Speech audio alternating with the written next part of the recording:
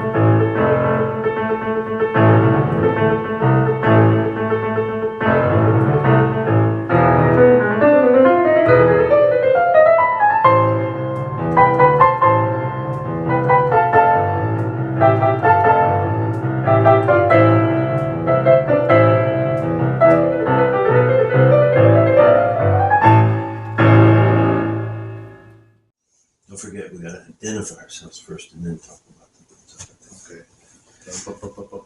Oh, we did that already, didn't we? Oh, well, hello, folks. Nice to see your bright faces today. Hey, guys. Hope you like our bright faces today. We got a big show for you today, and I'm really looking forward to it. We have a lot to cover today.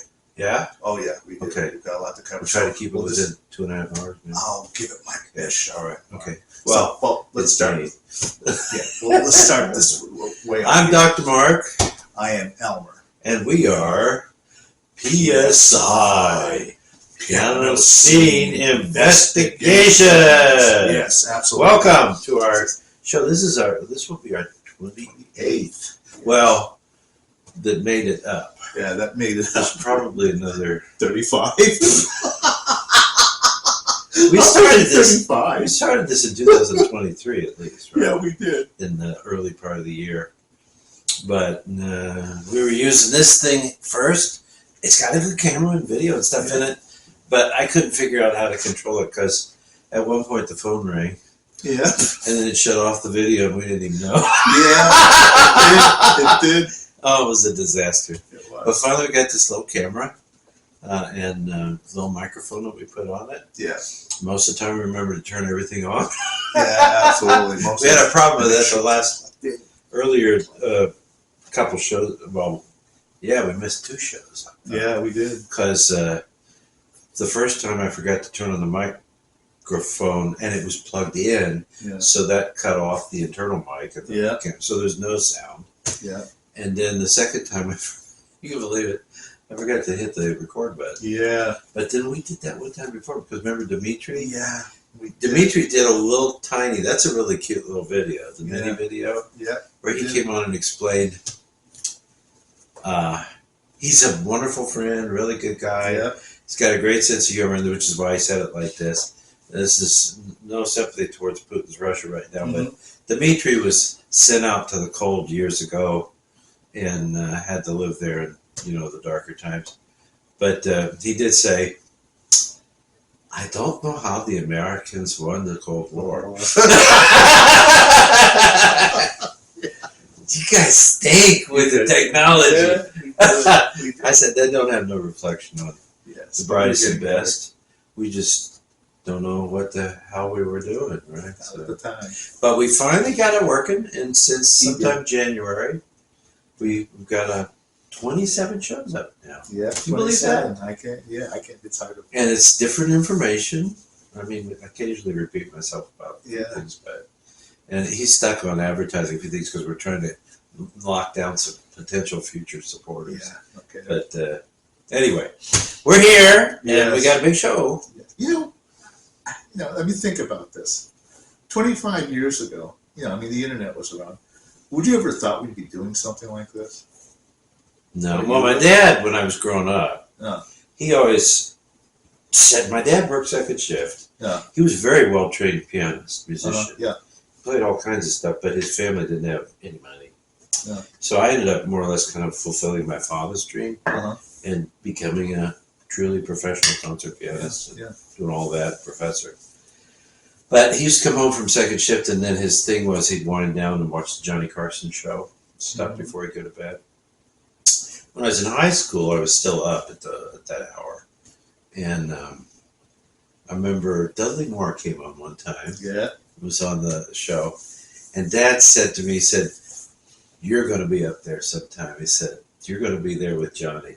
And in my father's mind, that was the epitome of achievement. Yeah. Was you end up on the Tonight Show playing a little bit of music and talking to Johnny in the chair. Yeah. I never got that far. This is about the closest to being on screen as we get. Yeah, absolutely. When you watch these things, do you watch them on your TV? I watch them on YouTube on our computer. On the laptop. computer. So Cool thing is I've got that Amazon Stick thing that you put in the television, and it includes YouTube. Lots of things, so much stuff. And we can watch it like a TV show here. Yeah, absolutely. We sure I think that's a 55-inch screen. Yeah. So, all right. Well, so folks, I did some traveling this week. Quite a bit of traveling, mostly because my wife Kathy had a couple days off, and of course, what did she want to do? Thrift. She wanted to go thrifting. So all right, we went to heavy traffic, 95-degree weather. Oh God, the heat! I know everything is on fire out west. Yes. But we've been pretty warm we've been pretty warm. It was pretty hot. Don't forget, we have humidity here. Yeah. You guys out west, it's just a dry heat, right? Yeah. Yeah. So, but anyways, okay. So what other adventurous couple could go through heat and traffic like this to do just one thing? Isn't this romantical? So romantical. Yes, going thrifting. Yeah. So, which brings us to our segment, one of our favorite segments of the show. Yeah. PSI, High Plains Thrifter.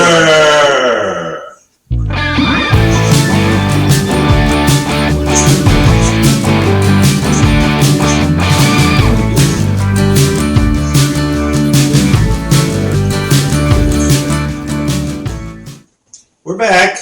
Oh, hello. Welcome to PSI, High Plains Thrifter. I know you've been wanting me to wear a hat. I'm not wearing a hat. Oh, by the way, before we commence, I forgot to tell them, if you like our channel, you like us, you like our content, please, favor us with a thumbs up, ring that notification bell when you subscribe so you don't miss an episode, and tell your family, friends, and neighbors and coworkers about us, okay? We'd love you for it. Okay, So, some of our earlier shows, I was looking. Yeah. I think the very first show, now I don't know if they watched it all the way through. Yep. Had 183 views. I saw that. And some of the earlier ones, and some more recent ones are pretty good too, like over 50, 60, 80 views is pretty good. Yeah. You guys got to hit that subscribe button. All it does is just gives you a notification that our next show is out. Even if you don't want to watch the whole thing or not all the time. It would help us a lot because at some point, I don't know what the magic number is, but we have to get a certain number up there, and then people will want to link to our page, like do adverts and sort of like that, and that's when we can start actually making a little money on this. Okay. Right now, this is all out of our own pockets. Yeah, pretty much. But we do it because we love it. Yeah, absolutely. But it would be always nice to get some money for the work. Yeah. So, you want me to go first? Or? Yeah. This is what we got. Okay, so what have I found here? Okay. This is our enjoy Indiana Elmer over here. Yes. Now, this first CD was my first introduction to this famous American pianist, practically iconic in our pianistic world. But I used to have this album on vinyl record, and it was my first introduction to this wonderful, gigantic pianist. Which talk about Penario? No, it's not Penario. This is Earl Wild. Ooh, Earl Wild, yeah. Believe it or not, like I said, this was, I used to have this on vinyl record, and it's called Earl Wild Piano, The Demonic Liszt. Ooh, check it out. So, look at it. This is from originally from Vanguard Classics. This is now the Earl Wild collection. Take a good look at it. one of these days, if I could find it in my in the archives, I'll bring in the original vinyl record. It's still in the album. Can I tell them what's on it? Yeah. Okay, so the first, it's got 6 tracks. The first track is the Reminiscences de Robert le Diable, the Boston Robert the Finale. Devil. Yes. It was from an opera by Meyerbeer and transcribed as a Reminiscences by Liszt himself. And this work created such an audience storm. People would just clamor over this piece, and with good reason. It's a very Lisztian, it's about as Liszt as you can go. At one point, there was a celebration, a centennial or something, or a memorial celebration of Beethoven. And so they played all these Beethoven works, and Liszt came out and played a few Beethoven works, but at one point, after they finished, they wanted to hear this work. So Giacomo Meyerbeer was French Parisian composer. Middle of the 19th century, he was the French alternative to the coming on at the time, but later as well, Richard Wagner from Germany. But Meyerbeer represented a continuation of the grand opera, and especially the French way of doing it, a tradition that might have come from Rossini, where of course Wagner made a huge break with a lot of things. But his works were incredibly popular. Yeah. And he was big time, big time. And the Paris Opera would put on luxurious productions. Absolutely. I mean, costumes, and they have a huge opera house, big stage and all that. So they put on some amazing things. And the French operas are very colorful and exotic. The French were, of course, international explorers, along with the British, were bringing stories back. They also did a lot of mythological characters in their shows, and there's some wonderful operas. And in many cases, some really beautiful singing. Mm-hmm. I'm going to show this one more time. Sure. Yeah. Show it to you again. But this transcription is one of Liszt's most famous. Yes. Not that we would remember the music itself, but the people back then, this was like Beethoven's Fifth or something. Yes. Really popular. Yep. I ran into Earl Wild once when he was over at Ohio State. Yeah. And we were and he was just walking, and he was sort of quiet, and I says, Maestro Wild. Uh-huh. And I asked, and he looks at me and said, yes? And I said, I had to ask him, I went and I have a copy of your album, The Demonic Liszt. And he says, yes. He says, you still play that Robert? It says, no, I do not. So eventually, his repertoire became more confined to much controlled, structured works. So he still played some amazing. Oh yeah, he did right up to the end. He did those amazing Gershwin. Arrangements of his own. Yes, just incredible things. Now let me tell you what's on the other 5 tracks. So I said the number 1, Robert le Diable.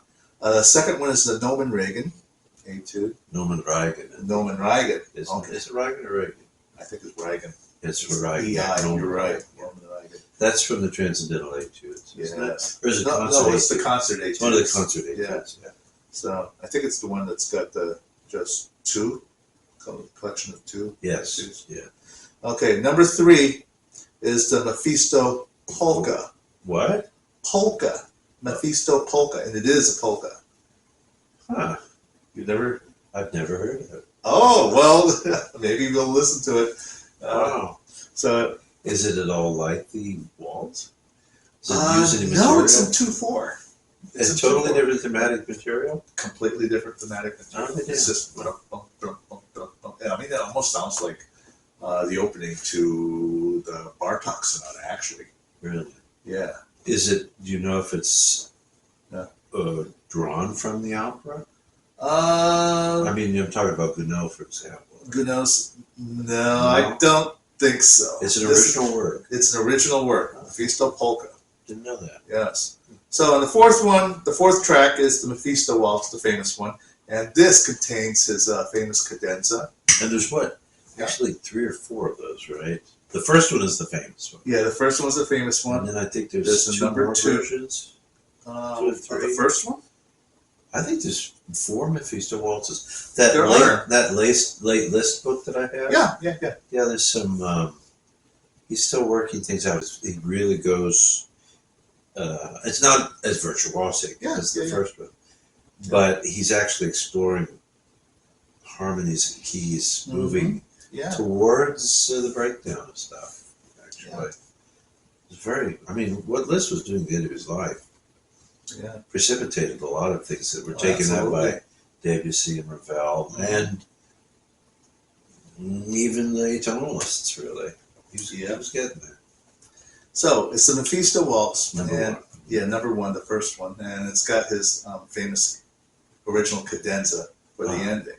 So it's quite, and it's amazing because he uses the theme. He goes da da da da da da da da da da da da. Boom!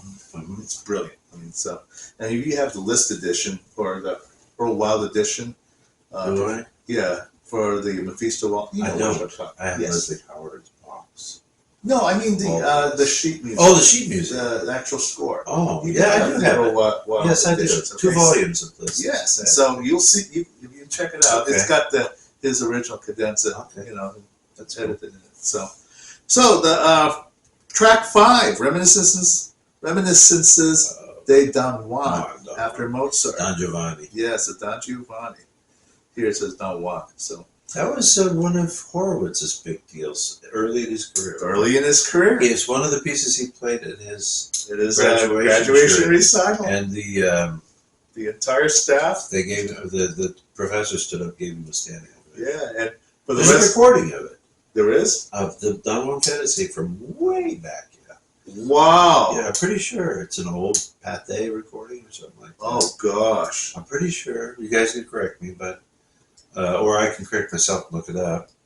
But I think that he did record it at some point in Europe, I think. Okay, well, I wonder if there's any way we could obtain that. That would be amazing. But yeah, anyways, the Don Giovanni after Mozart. I was going to say something about it. Now I can't remember. But I would imagine he probably doesn't play that one anymore either. But, oh no, it's this one. Okay, the last track number 6. It's the waltzes from the Gounod's Faust. Oh. Okay, and this one and it was this last track that Earl Wild put some, wildish, additions and improvs, here and there. So, but I later found out when I watched YouTube, he did perform this over at Ohio State, and he went back to the original score. So he no longer did the extra filigree that he has on this album. The filigree in here is amazing. It really is. Here, well, look. Yeah, thank you. Absolutely. Wow. So, and which brings me to, where is that? Oh, there it is. Here. I took this picture for you. That's right. This is for you.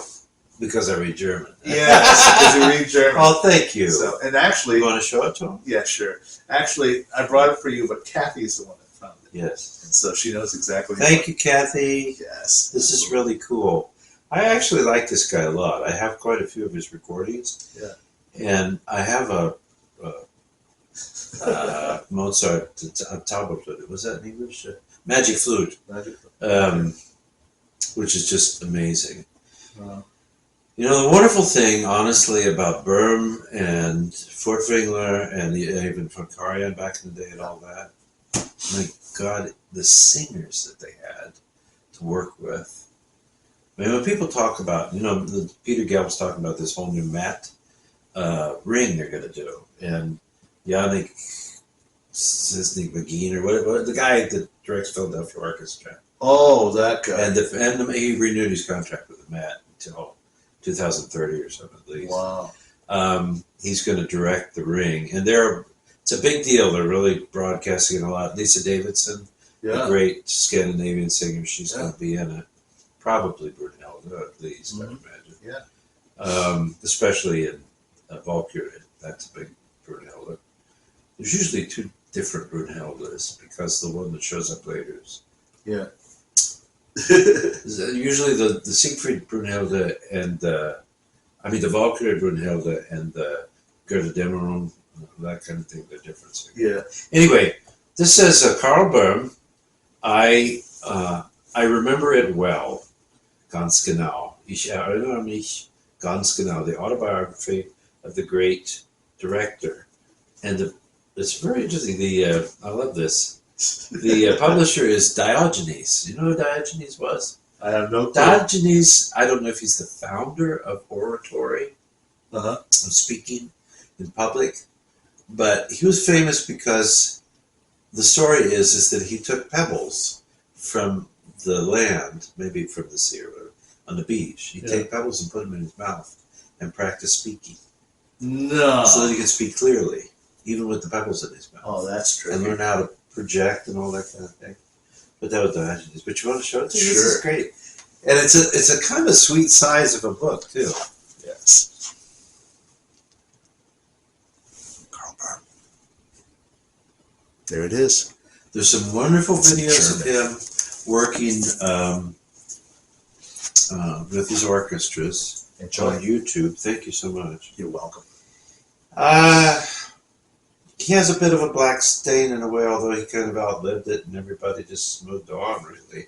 I don't know that I'm pretty sure he was not a member of the Nazi Party, but he didn't make any efforts to leave Germany. Why would you? I mean, even in this country, things could happen, which would make it difficult for some Americans to want to be here. I'm sorry, but that's what I feel.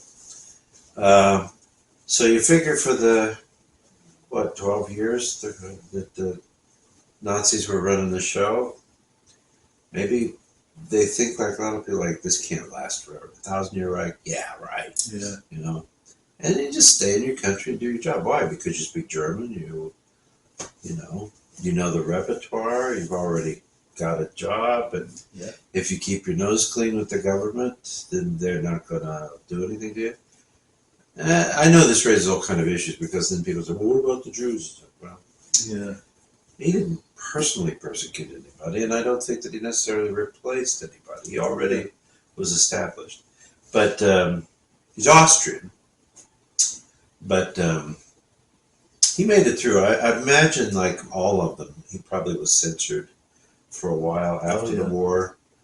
I don't know the details per se, but I know, for example, Furtwängler was shut down for 5 years, maybe, I don't know. longer. Yeah. Maybe 7. Did you ever get to see that movie yet? Furtwängler? I haven't watched Sides? it. No, I haven't watched it. It's right here, Okay. but I haven't watched it yet. I'm sorry. That's all right. But thank you so much. I'm You're really very looking welcome. forward to this. It's a sweet little book, really. It is. It Shape kind of reminds me of of it, childhood. nice. Some nice photographs. That's really cool. Thank you. I appreciate it. You're very welcome. So,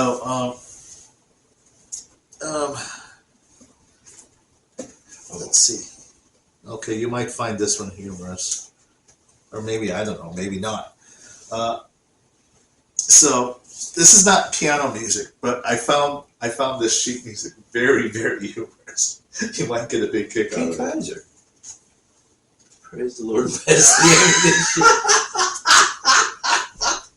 ammunition.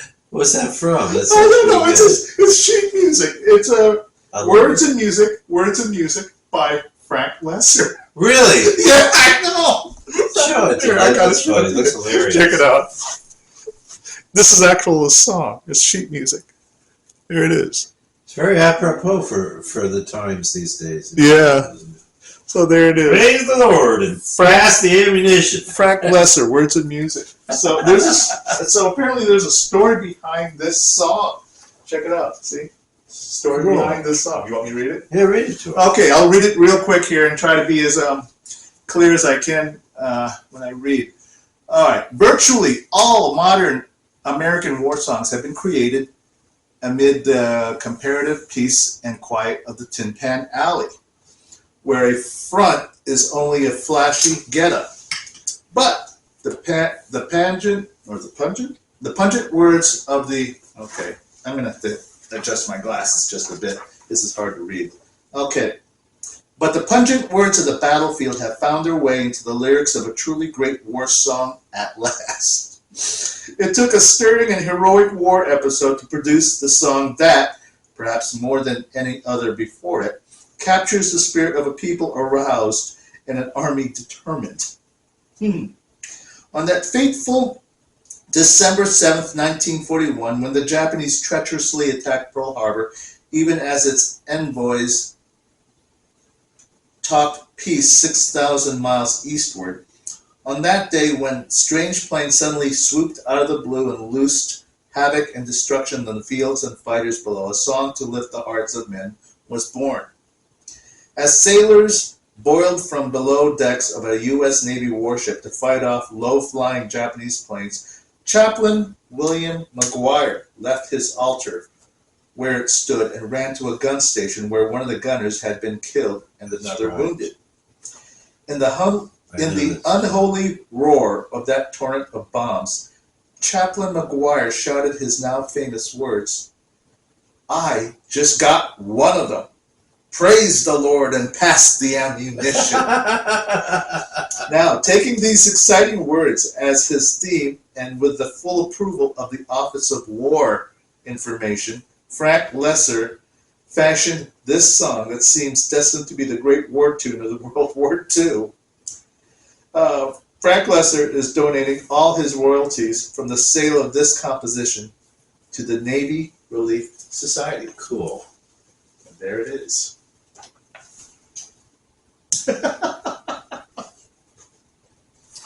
I know that story. You do know this story? Yeah. Okay.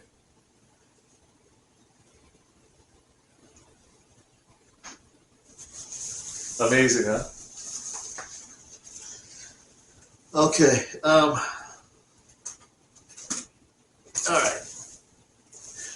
You might have to go next. This Really? next, yeah, because this next part is going to take some explaining to do. That's cool. So, Okay, well, I've been doing some, I suppose, thrifting in my own way, which is generally from home. I occasionally, that's yours. I don't, occasionally, every once in a while, I go to, what's it, Half Price Books, Half Price Books, for example.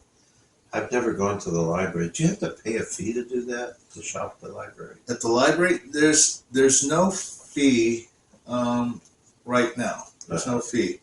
However, during their special book sales, They call you to let you know. call you to let you know that there's going to be a book sale, and the special members that have paid their $20 will get to go in first. That's you. And that's me. You Yeah. know, so they'll, they let us in about 1 to 2 hours before the general public is invited to come in. So you just are allowed in, or do you still have to wait in line with the other folks that are going in early? The ones that are going early, well, it's best to stand in line to be right there. I tell you, if you're a special patron, Sounds very Indiana special Jones. patrons, Yeah. the special patrons, you need to get there early because people will stand right there at the door, and some of them can get to be pretty nasty. Some of them, and and I've told you about the couple of guys, the Sasquatches, Yeah. that were standing Have there. you seen them since? I have not seen them since, but I'm sure they'll be back. They'll be back, but They were local boys? I don't know if they're local boys, but they put their container things right there at the front door, and thinking that's their marker. Yeah. Like a couple dogs, marking their territory. Yeah. And I said, nothing doing. I'd much rather, it says, if you're not going to stand here by the door, then forget it. So I just moved it and just stood right there. And you do find some cool stuff. Yeah, from time to time. And some pretty good prices. Oh yeah, very good prices. I'm just making a joke. I'm a Buddhist, so I'm not into all that confrontation. Oh. I can be very confrontational. But no, I do all my stuff working home. So I have a few things I wanted to show you. Yes. The first thing I wanted to show is actually something I found and printed off of IMSLP. Oh. Because I started to look for it. Uh-huh. And it occurred to me, I was like looking on eBay for a used copy. Sometimes they even sell stuff like that on Amazon too. Yeah. And sometimes it's a new publication. Mm-hmm. Wow, it's very expensive what you're going to see here. It's really pricey, even the used copies of it. I went on IMSLP, which is Petrucci Library. It's the online music library. Costs me nowadays, I think it's $24 a year, maybe, to have membership. Yeah. There's cadoodles of composers and caboogles of pieces on there, and every possible permutation of instrumentation and everything. It's a huge library, and it's all free to download and to use. Yeah. Now, some of it, they'll warn you it's non-public domain in Europe or non-public domain in the United States. Right. It's interesting because I think it used to be that it wouldn't allow you to go any farther if it was, but now you have to acknowledge I'm taking the law into my own hands, and I want this copy no matter what, and I'll deal with it. Okay. But I mean, most of the stuff. I mean, they changed the laws in the United States just in recent decades. Yep. It used to be 75 years. You had to wait after somebody died, presuming there was nobody else who had the copyright control. Yeah. And then it's public domain. Then they changed it to 50 years. And that happened in the 90s, I think, or the early 2000s. It's been at least 20 years anyway. Yeah, but they changed it, so now we're like Canada. Canada was 50 years. It was so weird because we're not that far from the Canadian border, basically. Yeah. Up there, they could get stuff. We'd have to wait another 25 years for it. Yeah, we do. But anyway, what I was interested in, because I got that 2-record set of Dohnanyi. Yeah. Playing his own music. Right. And he recorded those things. Interesting. Later in his life, it was when he was made a professor at Florida State, and he lived and worked there for 8 years. I think he died. Yeah. But during that time, he went back to Europe and did some recording. So that's what he made. Some of the stuff was from earlier, from like the 30s and things. Some early electronic recordings, but some of the stuff was as recent as just before he died. Wow. But I was really curious because it said, he was graduated from the Royal Academy in Budapest, which is now known as the Franz Liszt Academy. My teacher, Miss Fontel, went there and studied, Olga Fontel. She studied piano with Bartók, interestingly, and composition with Dohnanyi. I would have thought, not knowing much about Dohnanyi really at the time, would have been the other way around. Exactly, that's what I was. Because he was a very famous. He really set the world on fire with his piano playing. Said when he was 18, he went and did his necessary debut in Berlin, in front of the big Berlin crowd. Yeah, he graduated early. People were just like over the top about it and thought he was an incredible pianist. And but then his composition, it's very interesting. His piano teacher was a former Liszt student, and his composition teacher was a very close and dear friend of Johannes Brahms. He truly is amazing because his music is a marriage of Liszt's virtuosity, and Brahms is as well. Oh, yeah. But this kind of bulkier, heavier, and granite. I don't know, maybe more classically composed. Yeah. In terms of the way the material is developed and so forth. And then just the settings, big chords and stuff like that. I don't see, when I was looking at that music, I don't see that it's like written for an abnormally large hand like Rachmaninoff. Yeah. I think, I could play it. Yeah. You can play it. You've got longer fingers than I do, really. But anyway, he became the director rather early on. He went to teach at the age of 28 at his alma mater, at the Liszt Academy. And then not so long after that, I think by the 20s, 1920s, something like that, he'd already become the director.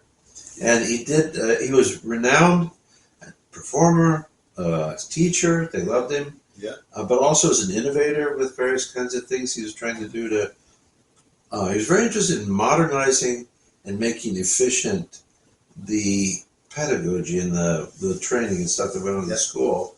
I think acknowledging that this wasn't the 19th century anymore. There were basically what we have in our time are distractions. Mhm. And ever more distractions to keep us from being at the piano. Yeah. But, I mean, come on, back in the 19th century, imagine how quiet the world was. There's no motor cars, very Yeah. few trains, really. Yeah. There's no whistles or horns or traffic hum or anything else. Peaceful the world was, except maybe in the big cities where the Yeah. factories were. But otherwise, Wagons. and there's no radio, there's no TV, there's no cell phones. I mean, can you imagine that, kids? Yeah. Not that this is for children, but No. iPhones. you made your own entertainment. You made your own distractions, right? A lot of reading and probably a lot of practicing and just whatever. Probably. They meant. But he realized that there was a lot more pressure on time and stuff, even in the earlier 20th century, Yeah. than there had been. So he came up with these, and I started to look at them. Oh my. He created his own piano exercises, and I've read the reviews about them as I was looking at some that were for sale.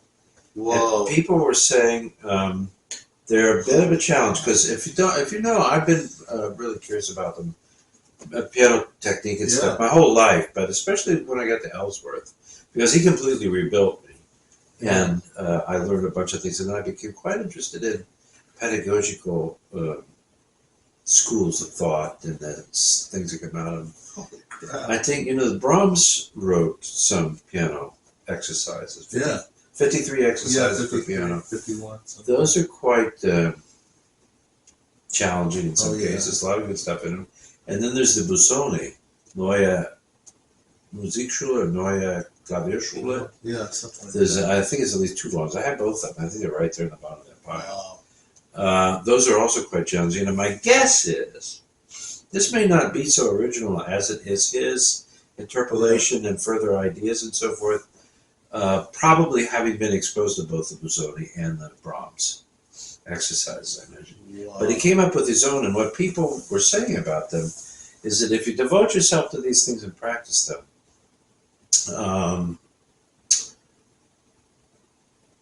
you really can build up your technique a lot faster. That he thought that, well, he actually is quoted as saying, 3 to 4 hours at the piano every day is enough, perfectly good, but it has to be efficient use of the time. And that's a big thing, that's something I had to learn as a professor, for example. With all the teaching I did, and I was always doing overtime teaching, a lot of stuff. Yeah. I practiced at night. After everything was done, I still had paperwork that had to be done, or I had to catch up on the necessary academic correspondence, and blah, blah, blah, blah, blah. I'd stick around, and maybe around 10 o'clock, I'd go into the room across from my office and practice for 2 or 3 hours until midnight or 1.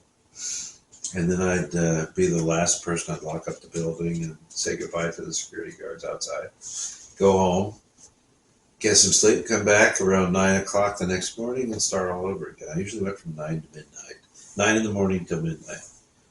And I was playing concerts, still doing quite a bit of playing, but I learned earlier than that even probably, because even when I was in my doctorate, I had to learn how to begin to do this, but just use your time as efficiently as possible. Don't spend a lot of time playing through things. Basically, I started to talk about it with my students. It's like, remember when you get a math lesson in class and the teacher gives you a few problems to solve for homework? Yeah. Well, that's what music study is.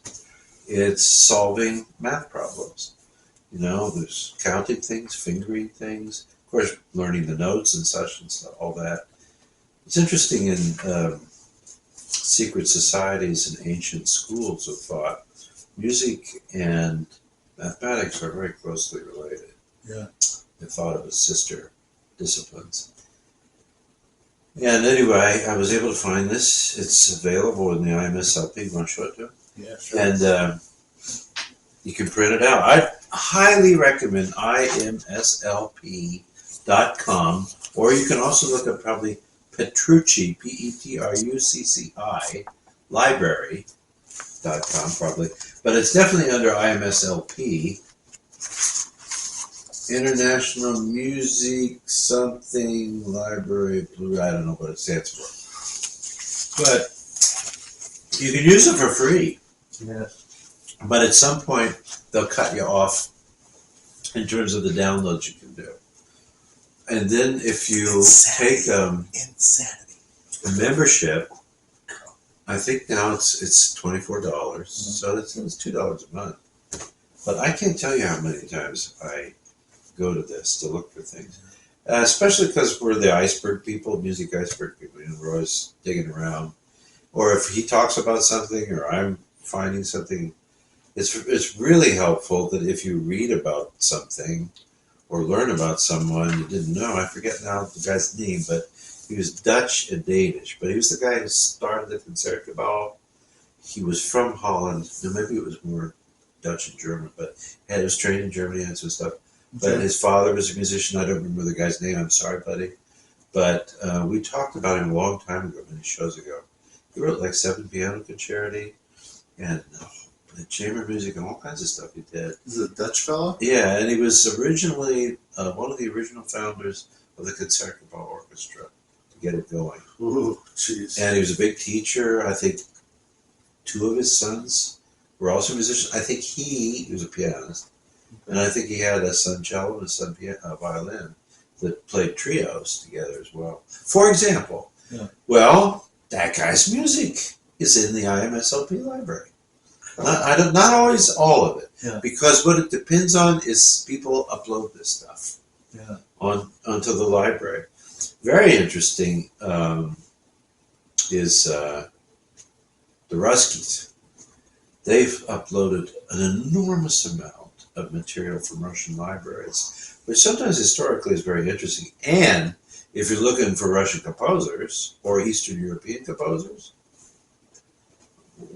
it's hard to find that stuff in Western libraries because it didn't necessarily move all the way over here. But if you think about the early 1900s and back into the 19th century, those people, they had their own world, you know, and all kinds of things going on. And then they would come into the West, you know, much later, like Horowitz or Levine or people like that, and go, holy shit, these guys can really play the piano. Yeah, no kidding. And then there's Horowitz's teacher at Blumenfeld. Wrote amazing pieces. I've got some of his stuff. Wow. Really incredible pianism.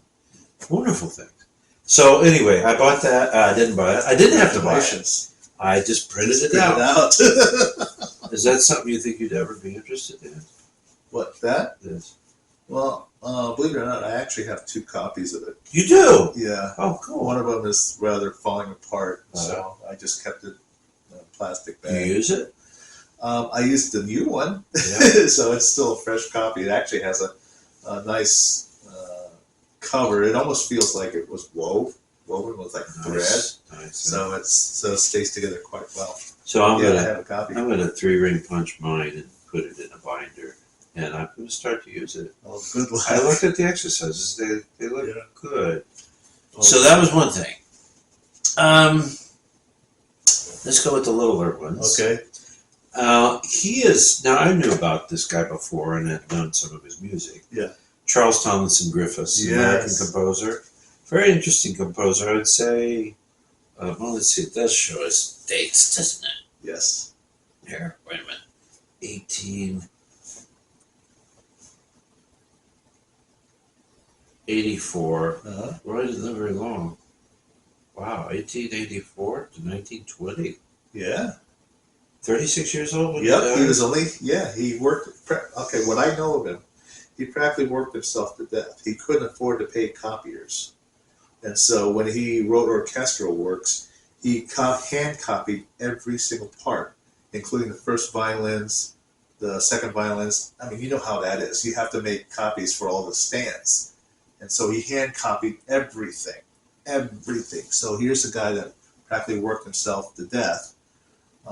He was a consummate pianist.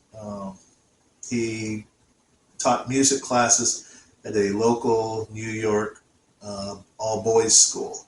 And of course, nobody was interested, in learning about music. So he'd spend his time away trying to find out, composing things and and not just piano either. He also did songs. There's a couple volumes of songs that he wrote for baritone, some for tenor, some for sopranos. He also wrote a fantasy for flute and orchestra, which has become very famous. Anything else? There's I can't remember the name of the lady, Donna something, who's been instrumental in trying to get more of his work published. And eventually in the 80s, much of his work has been published, even the ones that are lesser known, for piano especially. One of the, the Pleasure Dome of Kubla Khan, which is usually performed for orchestra, started off as a piano work.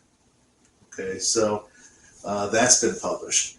There is a Rhapsody, which was in B minor, a Rhapsody in B minor, which was mentioned in his journals and letters that he had, but nobody had ever found it until this lady Donna had found it and published it. Much lesser known, while he was in the hospital, his final days lying there in the hospital, he was still composing.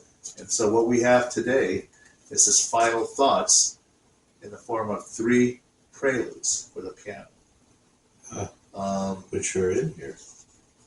They're in there? Yeah. The 3 preludes? Yeah. Okay, those were his final musical thoughts. 1919. And if you ever get a copy, you'll notice there is no tempo markings. There are no tempo markings. There are no articulation markings. And there are no dynamic markings. And so all those things are left up to the performer. Let's see. So the one Kubla Khan piece, is that him? Is that Pleasure Dome? That's Griffes, isn't it? That is Griffes. Charles Thompson. I thought this was collected works. Yeah. This is not complete. Oh. Because that's not on here. Oh. I was looking for that. Elmer's working on a piece. What is it? The title of it called? The Pleasure Dome of Kubla Khan. Kubla Khan. Yeah. Really fascinating piece. Oh yeah. His to my ears, music. It's very late romantic. It's still tonal, but it's moving into Scriabinesque land in terms of harmonies and stuff. It's very impressive stuff. I have another piano colleague from Wisconsin. He went to Juilliard. Yeah. Was friendly with Gunnar Johansson. Actually, did a recording of some of Johansson's music. I can't think of his name. Is it Larry? No, I can see his name, but I can't think of it at the moment. I'll think of it. Who's the great leader of one of the first great leaders of Athens, historically, ancient times? Jeez. But that's who's named after. I can't think. I'll try to think of it. Nero? No, that's wrong. Anyway, show him this. This is quite a pretty picture. Oh, it's a nice booklet. It's a really wonderful project. This guy is a Juilliard graduate. He also studied with Myra Hess in London. He did 12 tours of Europe. In Denver Oldham. Yes. And he plays quite a nice selection of things. And beautiful selection. The booklet is really nicely done, very well researched. It has a list of the complete works of Griffes, published and unpublished, including his four-hand stuff for 2 piano and orchestrated things. I don't have any of his recordings. I don't have any music by Griffes. I've played a few things myself. Yeah. Sure. I remember I learned the White Peacock. The White Peacock, yeah. That was a while back. Yeah, that's very popular. The Scherzo from the suite. Is it on here? I think No, so. it's not. No? Scherzo. I'm looking for it. No, it's not in here. The Scherzo from the suite for piano was a once very, very popular work. It almost rivaled Rachmaninoff's C-sharp minor prelude at one time. At one time. Yeah. It was very popular, and for some reason or other, it's just dropped out of the repertoire. You almost never hear it today, but it's a very exotic piece of work. It was during the time when he was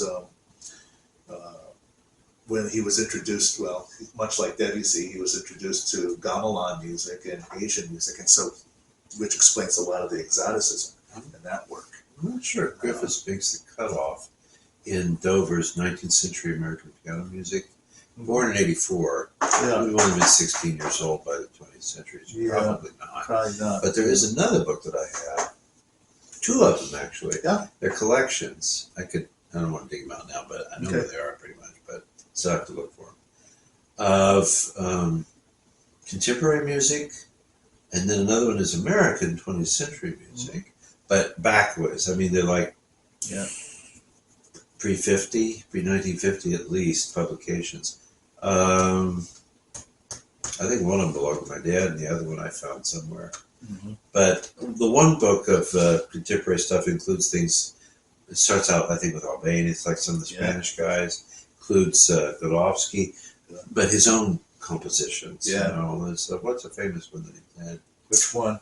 Godofsky. That Uh, would be included in a collection. Like, it's not impossible to play. Oh, is it from the Tricameron? Yes, something like that. Yeah, It's like that kind of called thing. Alt Bien or Alt Bien. That It's might a be waltz. it. Yeah. Yeah.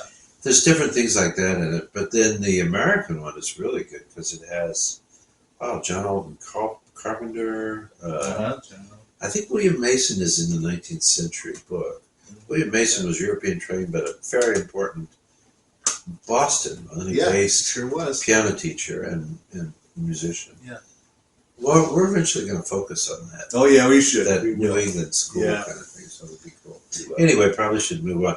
One other thing, could you show one more time? I love the picture. Oh, it's a beautiful Because picture. it looks probably like Tiffany creation. You know, Tiffany is the famous stained glass in New York. Yeah. I love Tiffany glass work.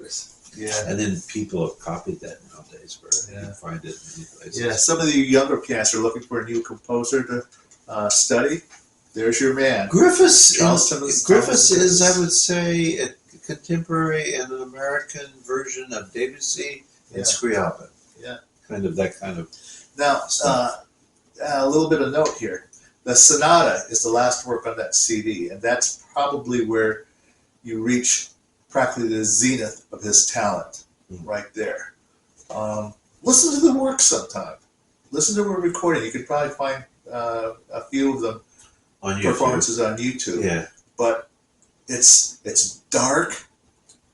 It's in a lot of ways somewhat. So, okay. Well, sorry for the technical hiccup there, folks. We ran into some little difficulty with the camera. Anyways, as I was saying, the Griffes Sonata, a very difficult work. It's not a very optimistic work. Okay, emotionally, it's not optimistic. You smell. I mean, I kid you not. When you listen to the work, I smell cigarettes, and I could almost taste champagne. You know, or martinis, dry martinis, cigarettes. It's just, you just get a sense of a bitterness about it. And so, but anyways. You think about historically Yeah. the time when it would have been written, 1919, he died in 1920, probably. So, America entered the war in 1917, in September, I think. And then we had the armistice by November the following year, 1918. I think it was a proud time for America because we had been, at least since the Spanish-American War, withdrawn from the world. We didn't participate in things. We had some grievances with Spain about stuff, and then that ended up with America really for the first time becoming an outside the continent colonial force, because we took over the Philippines, Cuba, Puerto Rico, some things like that that had belonged to Spain. We took over those and administered them afterward. When did you guys get your independence? Philippines. Philippines? Yeah. Oh, I know very little about Filipino history. Very little. I knew that. Anyway, when I was 3. Anyway, we tried to stay out of the war, but we were actually involved. I mean, we were providing material to the British, at least. That's why the Lusitania was sunk, because it was full of ammunition. That's why it blew up sky high. People thought, wow, that's a huge explosion for a passenger ship. I know. Yeah. Turns out they were carrying stuff, and the Germans found out. Fortunately, it was on that boat that Granados and his wife lost their lives. Yeah. They tried to return to Europe on the Lusitania. But it probably was a heroic moment for when America went in for 14 months, the war was done. Yeah. That was it. But then immediately, for the next couple of years, was the Spanish flu, they called it. Yeah. And that killed more than 50 million people. Some people might think it could have been as much as 100 million. Jeez. Part of it was all of the dead on the ground for far too long a time, but then it was bad. I mean, that was the last time that we had something like the recent COVID epidemic in the world, where it killed so many people, and it was infectious. It was, passed respiratorily, if that's a word. Yeah. Anyway, So my guess is, and do we know why he died? who? Griffes? Yeah. Like I said, he practically worked himself to death. It was Yeah. basically, he was very tired. He was Still weakened. 36, but I wondered, He died in the hospital. There was no indication that there was a flu. All I remember reading is that he just, the one composer, that he was a very, very hard worker. Like I said, he had orchestral works like the Kubla Khan, and he handwritten all of the parts for the full orchestra. Handwritten, all of it. Wow. And so, Do you know anything about his training and stuff? about his training, Yeah. oh, let's see. I believe he studied piano at some local school. His mother used to take him to concerts at some concert hall, and she knew the janitor over there that watches these concerts, and he was very fully educated about music. And so he says to the mother of Charles Griffes, he says, "Oh, well, if you want him to study music, he should first be educated and master math." Oh. Okay, so have him master math, and then he should study music.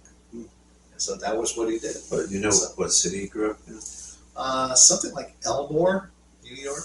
Oh, in New York State. Yeah, it was in New York. He studied. Might be a good one to look into. Yeah, Maybe we could do kind of the state of New York yeah. as one of our locations. We're eventually going to get that. You are here. Yeah. We're going to do PSI. You are here. I like that. That's okay. We were thinking about doing New England, especially Yes. the Boston area. We'll get to it. And we'll do it anywhere in the world. We're just gonna. Maybe we could even do it by throwing a dart. Darn, I was just thinking that. And I was then just we do thinking. that forces our. But the first one we were going to do New England because Yeah. we're really curious about some information that we found and Yeah. don't know or didn't know as much as Yeah. I studied some more stuff. But anyway, so that's Charles Donaldson Griffes. I'm really Yeah. looking forward to that. Yeah. And that's on top of me. Well, it's kind of going backwards right because I've been Yeah. listening to Ives, Nice. and there's more Ives stuff coming. Oh gosh. The really nice thing about Charles Ives in general, Yeah. he doesn't appear to be high on people's charts. He's not a hot seller. He's not a big time. So the prices are really low. Not big I've in seen the box office. $3, for a CD or something. Of course, you have to pay shipping. Yeah. But Yeah, I'm kind of building up an Ives collection, and I would say, I listened to, and I showed you last week, the Lydian String Quartet. They recorded this stuff at Brandeis University. Yeah. The first and second string quartets of Ives, and the Halloween that he does, and they do it with their ensemble. Yeah. It's one of those things where you could. It's flexible in terms of the performers and things like that. What'd you think? Magnificently written for strings, especially the first one, because the first one is you get kind of late romantic. Yeah. It's not going off wee land, you know. Uh-huh. But it's late romantic. It's American, you can tell, because the writing, he does this thing where it's very odd, just little snippets, just moments. Almost like a teeny bit of a tune passing through your mind as you're experiencing other things. Yeah. But it's not as, I'm not talking like the symphonies or that stuff. It's truly tonal. And what impresses me is, the musicians are fabulous, really lovely, great vibrato, great sound, great ensemble. Right. And what you can tell, this guy really knows how to write for the instruments. Now, with the other stuff I talked about, that Leonard Bernstein recording from last week, everything is incredibly well written. The guy has master control over the compositions. You can tell because of the way Bernstein interprets it. There's such extraordinary clarity. And then when he writes a solo portion for the violin or for the clarinet or something like that, and you're in the hands of masters, these wonderful musicians, they play it with such beauty and refinement and elegance. I would say, Ives was hard for me to listen to when I was younger. I don't know what it is, but at my age now, 62, it's easier for me to listen to late Beethoven than it used to be. I don't know if my mind just wasn't able to grasp from a bigger perspective, perhaps, the trees, the limbs, the leaves, the bugs on the leaves, that kind of perspective. Right. Maybe that just comes with age, and maybe with some lucky musicians it comes earlier. They have, more genius earlier on to hear it, but I enjoy late Beethoven. I I would say some of Brahms's string quartets, some of his music is a little denser and takes a little more to follow than I had patience for when I was younger. But certainly in the hands of great performers like this,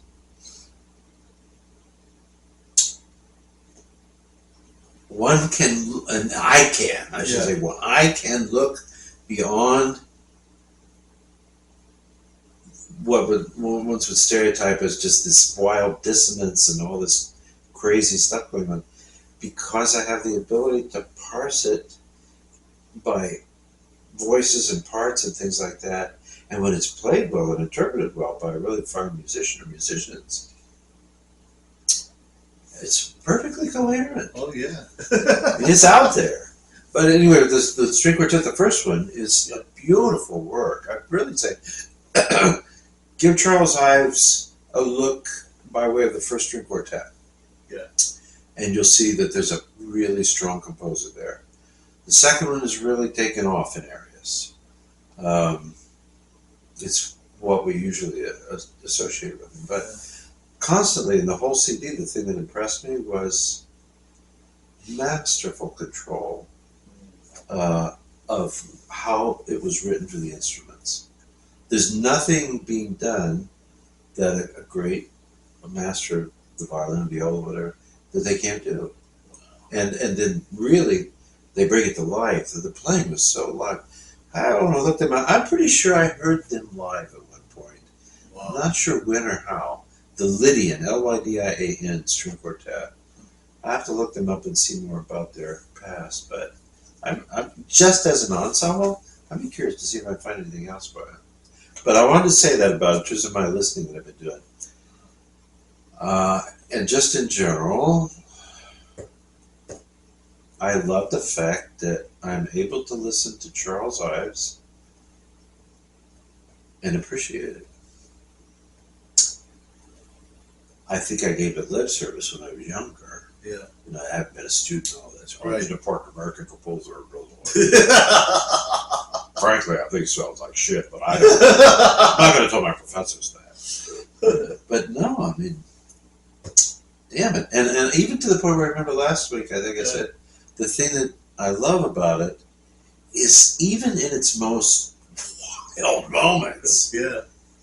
it is fundamentally romantic in nature. By that I mean, you know, romantic versus classic. Yeah. There is so much passion and emotion in it. And I remember I made that connection between like John Cage's chaos versus Charles Ives' chaos.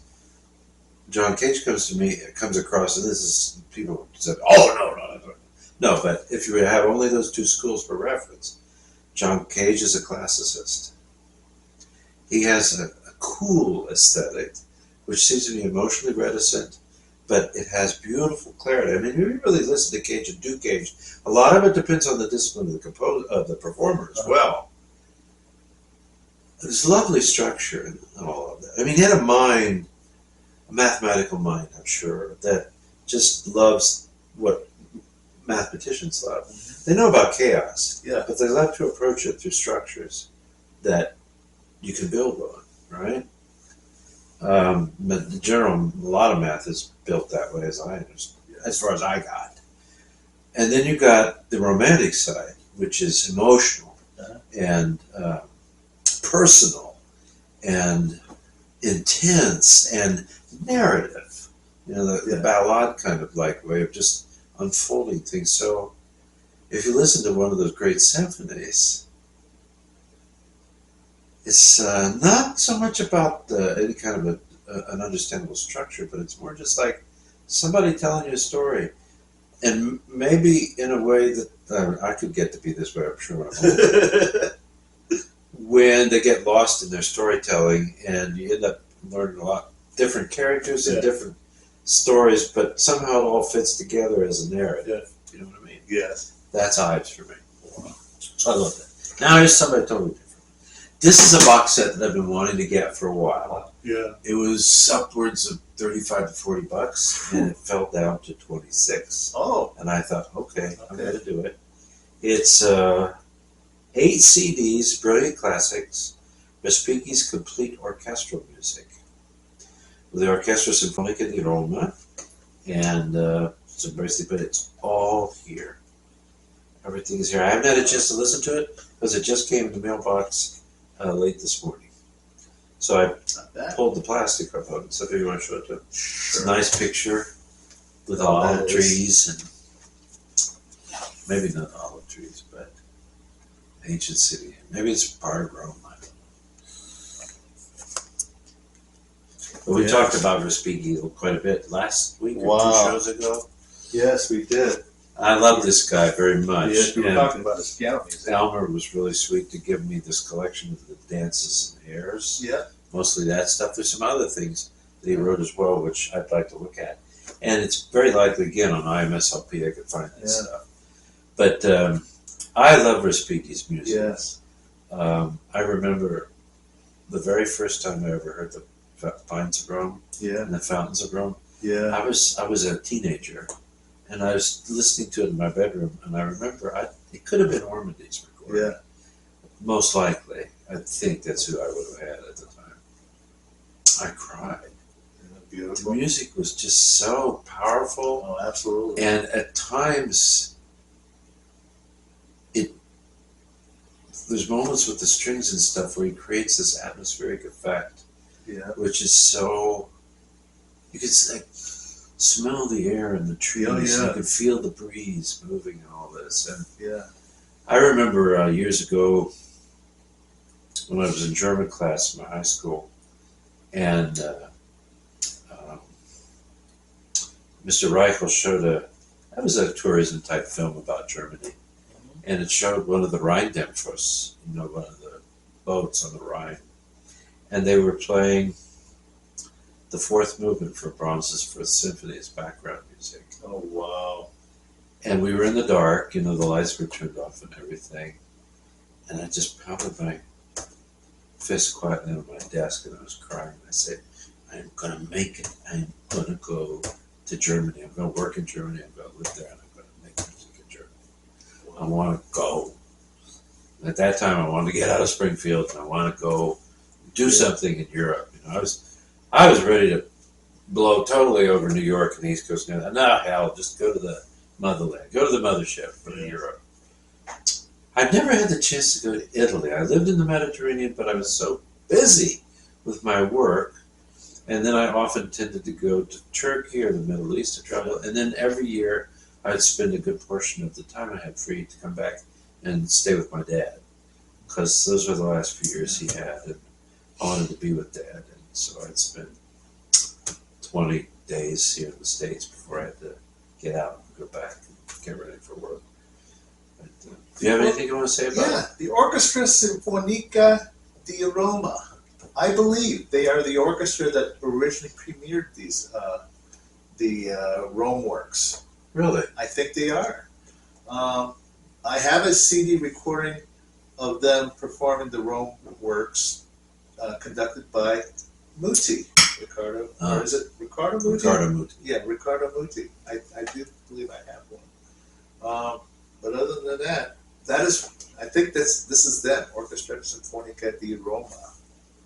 So that they go back a long time ago. Well, I'm looking forward to this. Oh, you should. I read the reviews. Yeah. And people were generally favorable to really favorable. Sometimes, Yeah. people can get pretty snide in classical music. Yeah. Well, it's no this person or that person, talking Yeah. major leaguer. But again, It's what I like about it, who is Francesco Lavecchia? Who is that? Absolutely. Well, he's a musician who recorded all of the orchestral music of all the university. Yeah. That, in my mind, is worth a little note in the books. Yeah. Right? Absolutely. Look at the guy with God love him. They put it together. Yeah. On this day and age,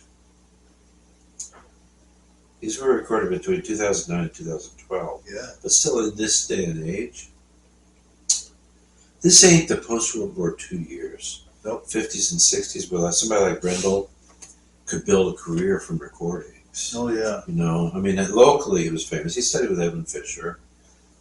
But he made a name for himself because he was playing everywhere. Oh, yeah. And doing lots of recordings. And he was an up-and-coming talent that didn't get killed in the Second World War. Yeah. And also, is far enough removed from all of it.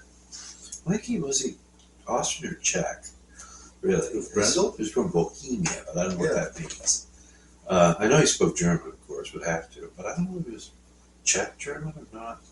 But anyway, comes from out of there, and all of a sudden, from Murray Hill, I've put it up before, that massive box of, can you believe, the complete Beethoven piano everything. Yes.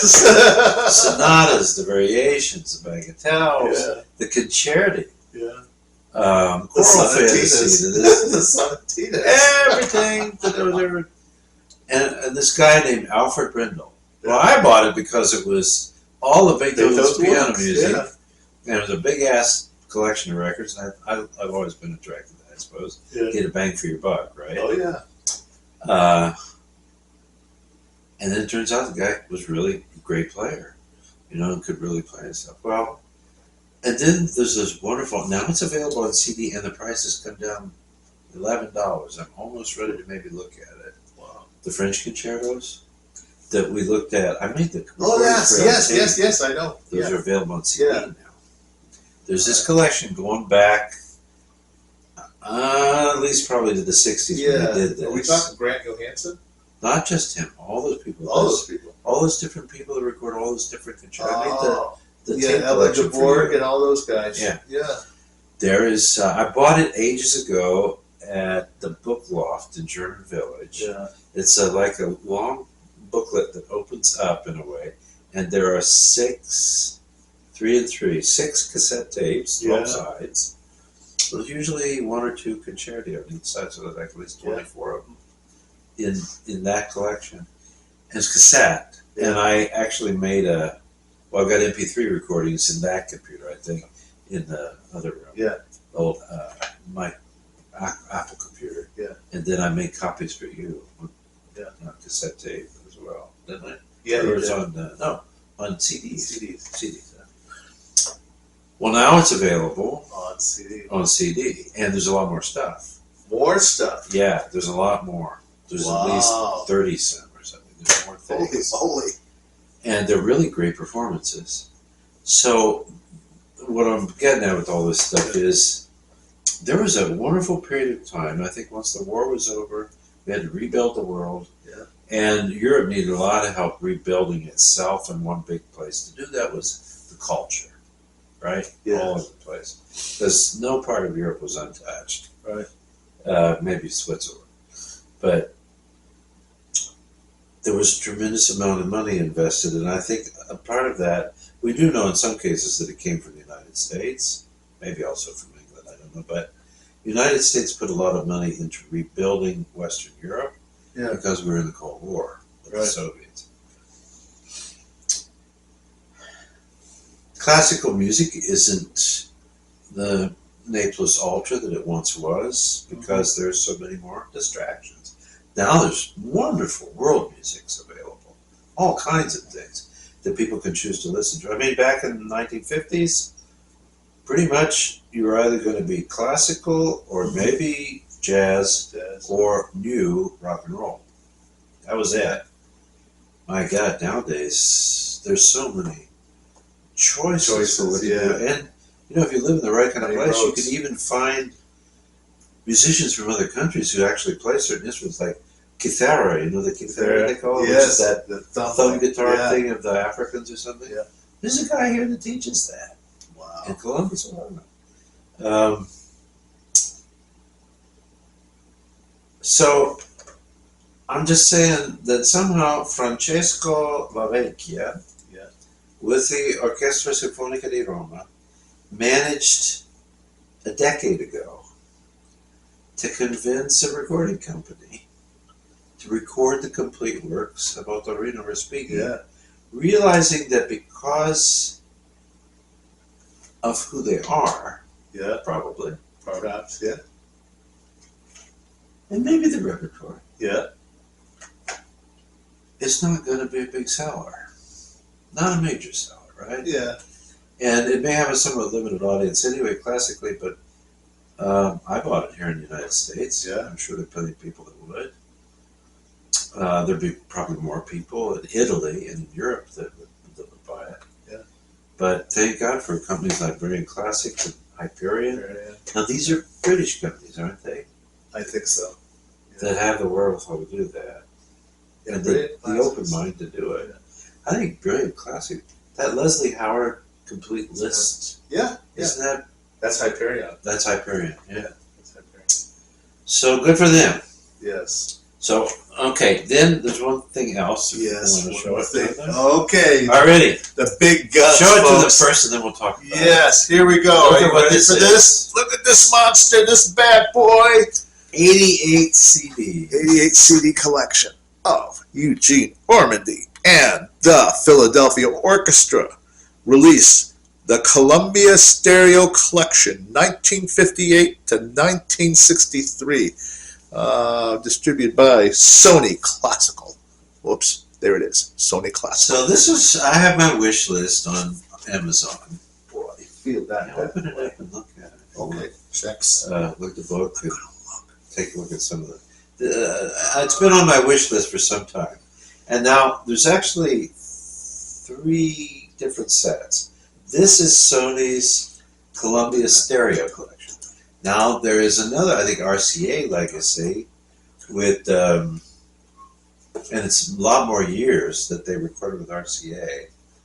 That one's still up there in terms of ballpark prices. Wow, big time. And another one that I bought a while back and shared with you was when he, I don't remember if he was Stokowski's assistant and then moved to Minneapolis, or he came from Minneapolis and became Stokowski's assistant. Wow. But I think he was with Minneapolis for at least, I forget how many years it was. And I got that box collection. And that's very interesting because almost all the music in that collection is what one would say is non-Central European hardcore repertoire. There's a lot of Eastern European, Italian, French, Scandinavian. I mean, it's kind of averting the Viennese classics. But they're amazing recordings. They're mono, incredible recordings. But I wanted to say some things. One, Eugene Ormandy, between him and Stokowski, they directed the Philadelphia Orchestra for something like a total of 45 to 48 years. Stokowski was there for about half of that time, about at least for 20 years. And then he went on and continued to direct a bunch of different orchestras. But then Eugene Ormandy took over, and that was it. That was his job for the rest of his life, pretty much. And I've read different things about him. Some people thought, that when he got a little bit older, and whatever. I grew up, I think, honestly, I talked with you about this, growing up here in Ohio and everything, reading Arthur Rubinstein's books and being influenced about stuff that way. I just had this, like I said earlier, my plan was to go to Europe. Yeah. I was going to go to Europe. I was going to get my study, perhaps some of my preparatory studies done here in the States, go to Europe, maybe win a competition or two, eventually become a professor there, live in Europe and make music in Europe, because it just seemed to me that that was the place to do it. And everything that I read and so on. If you look at the way Europe was presented, like I've got some of the Time Life travel books, they're up there, of different places in the world. That was back in the 60s, during the height of the Cold War, when we were trying to expose Americans culturally, to free places in the world. Those countries which are our allies and with which we had good relationships. I also used to have the Time Life cookbook series. I don't think I have that anymore. I think I sold that. But it's a similar kind of thing. There was international politics involved in all that. But I grew up in that kind of post-Kennedy. Let's say he was killed, but his influence continued to last for quite some time. Yeah. View of America and our friends, and had a very romantic view of Germany and Holland, Austria, where my people are from, on my dad's side. And that was my plan. I was going to go there. And at first, like I said, I was very happy that my very first Beethoven Symphony Records collection was William Steinberg with the Pittsburgh Symphony Orchestra, which is actually a fabulous symphony orchestra. I forget the Austrian guy who directs them now. Manfred something, I can't think of his last name. Great symphony. Wow. Always has been, I think, because Reiner directed them for a period of time too. But it's with William Steinberg, who also was quite well regarded. But then eventually they started bringing Seraphim and Angel recordings. And then I discovered I had a paper route, and it was in a very wealthy area of the city where I lived. Yeah. Got really good tips. And I started to buy records and stuff back in those days. And I somehow discovered Marie Hill, mail order, and started to find some things like that. I bought the Seraphim 4 volumes of Arthur Schnabel's complete Beethoven sonatas, which I got all those. And I think to a certain extent I kind of bypassed America at the time. Because I was more focused on Europe. That's where the stuff was born, that's where they get it the best, that's the place to do it. We had good classical people here, and Springfield Symphony was very good, actually. John Ferrito, the director, had studied under George Szell, who was one of his assistants. Wow. That's a tough one. And the Dayton Philharmonic was good, too. And then, of course, Cincinnati has been famous for a long time. And my God, Cleveland, which I've yet to hear live in Severance Hall, is considered by Europeans as perhaps the best American orchestra. in many cases. But I had some recordings of Eugene Ormandy, some various things that I thought were good. I think I just had a young, ignorant determination. I wanted to get out of my hometown. I wanted to get out of Ohio. I wanted to move into magical places in the world to me, which was Europe. And I did do that eventually. I spent a lot of time there. As the years have gone by, some of this stuff has come out again, and when I read the comments, there's a lot of comments that people have. For example, about Ormandy. And one of the things that I discovered in listening to those, I just got this box last night. It was delivered, so, last night it came. So I haven't had a chance to really listen to anything yet, but when I listened to the Minnesota recordings, I was really quite impressed how well the orchestra played and how wonderfully crafted the music making is and so forth. What people said about Ormandy, and I think this makes a lot of sense. Some people thought, I read some things that said, later on in his life, he just had a big stick and he waved it in the air. And I don't know how fair that is, but I think in his really important days, and when he was working, I think what people were saying, how different he was in a way. He had an incredible orchestra. I imagine that they are still playing. Actually, I've heard some great comments about them more recently with Yannick, the fellow from Canada, Montreal. He's the director in Montreal and Philadelphia and the Met. Big stuff. Busy man. Philadelphia was famous for its strings. Well, there were two orchestras in America back in those days. The Mantovani Orchestra, which played, like big club orchestra type American popular music, or pops music, like Arthur Fiedler, that kind of thing. And the strings were famous. Yeah. Amazing. Legato, sweet sounds, rich vibrato. And there's the Philadelphia strings. See, I thought he was going to say Pittsburgh.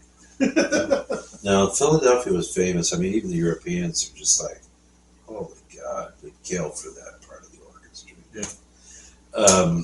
And then he had amazing soloists in all the chairs, in the woodwinds and the brass. And now, Chicago brass were always especially popular and really good. And Philadelphia just recently snagged the first trumpet from Chicago. They did? They just got it. I think it was Philadelphia got it. Wow. But what they said about Ormandy, I'll shut up after this, which I think I would admire. He himself was a violist and had played in orchestra before that. Got some early work conducting somehow. And come on, Stokowski took him on as his assistant and co-conductor. Yeah. So when Stokowski wasn't there, Ormandy did it. Yeah. And eventually he became the one that the orchestra wanted. They wanted him. My God, the guy was there for decades. Yeah. When you have... he worked with Rachmaninoff as well. When you have a stage full of virtuoso class musicians. Yeah. I mean, the back chairs of the second violins or the violas are better than most other people's first chairs. Yeah, I know. Okay? Yeah. And then, you've got people coming out of Curtis, and maybe Juilliard or places like that. But, Curtis is right there in your backyard. Yeah. And Curtis has always been interesting because if you get to go to Curtis, you don't pay. Yeah. It's completely scholarship paid, which means they have enough faith in you and your talent, and they have enough history. They know you're going to amount to something. Because the people that you're studying with are the kinds of people that create people who amount to something. Oh, yeah. It's like Tony Gonzaga. He went to Curtis, Yeah. Ray Chen. Ray Chen, the violinist. So you get that kind of people in your orchestra. What they said about, they thought, of course he had his ideas about how to shape and move the music.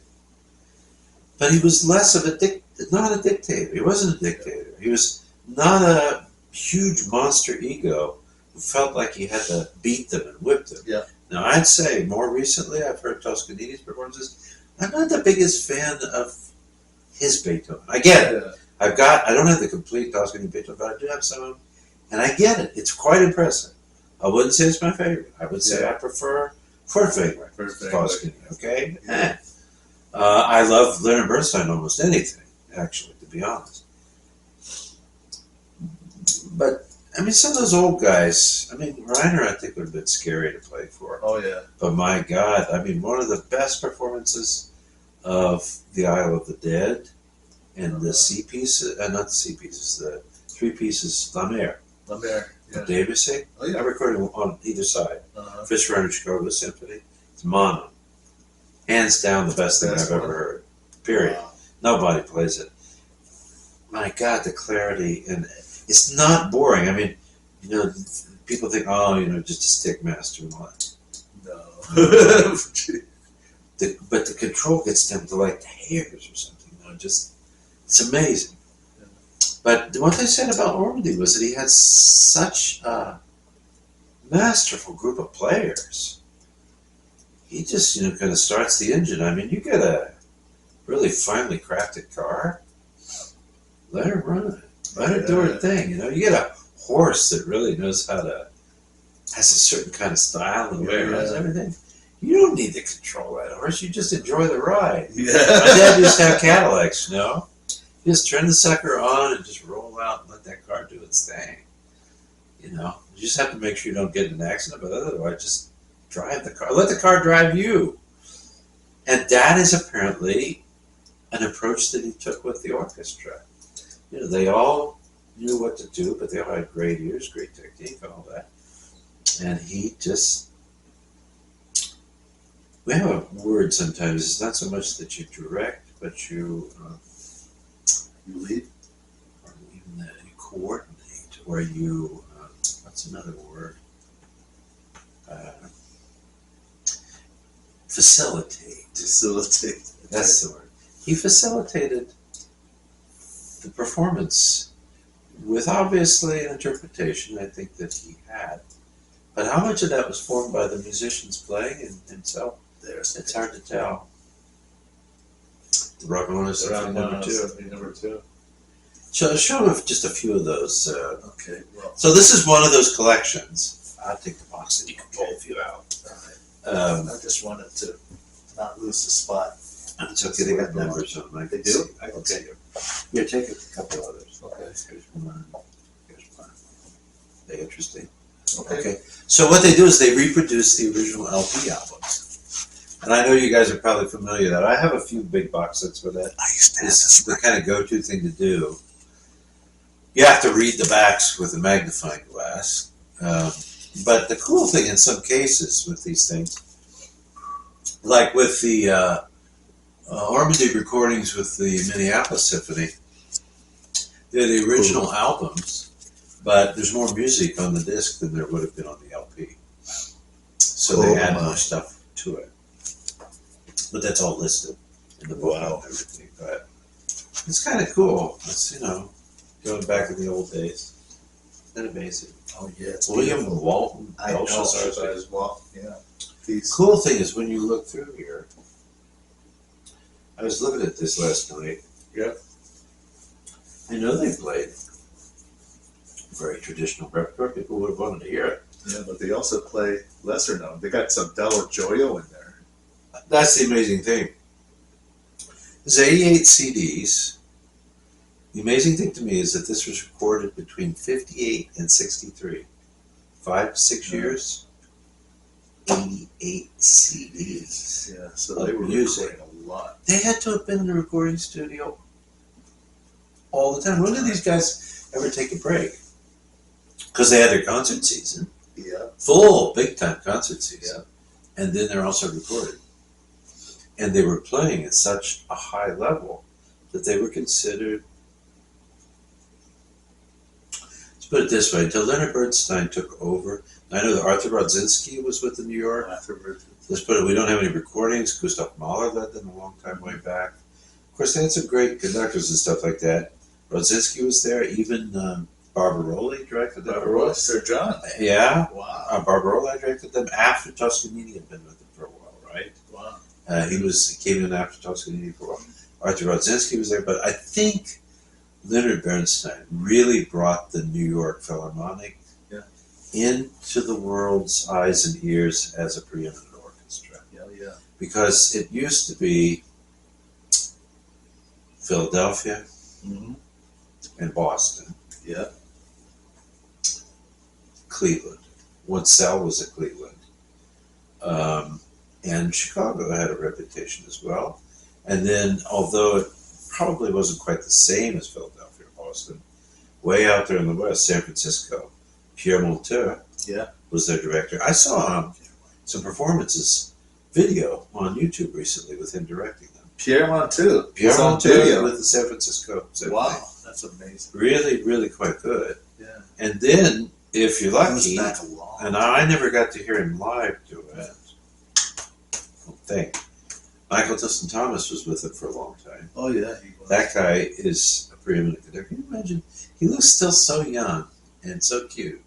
He's 80 years old. And he survived that brain cancer stuff. Yeah. People thought he was gone for good a few years ago. I thought so well, too. He said he performed with the Berlin, I think, or somebody in Europe. And it was written in the Jewish guy's music by slip disc. What's his name? Norman something, right? Lebrecht. Yeah. Lebrecht, yeah. Michael Tilson Thomas's departing words was, "See you next year." Yeah. Isn't it wonderful? That's great. And I think the plan is to do the Mahler Third Symphony. Are they? Or the second. No, the second. The second one? The second symphony. Okay. Wow. So, and then I think he directed in Los Angeles for a while. And then Los Angeles has picked up considerably. They got that new hall. And Gustavo Dudamel, I think, really more recently built them into something extraordinary. Yeah. Because it's interesting. I get all kinds of music news in my Google feed. The players moving from orchestra to orchestra, some different issues. Oh yeah. When shit was going on in New York, very sadly with the Met Opera Orchestra, James Levine put that together, and they were one of the world's preeminent orchestras. Certainly an opera orchestra, but they were giving concerts on their own. Amazing orchestra.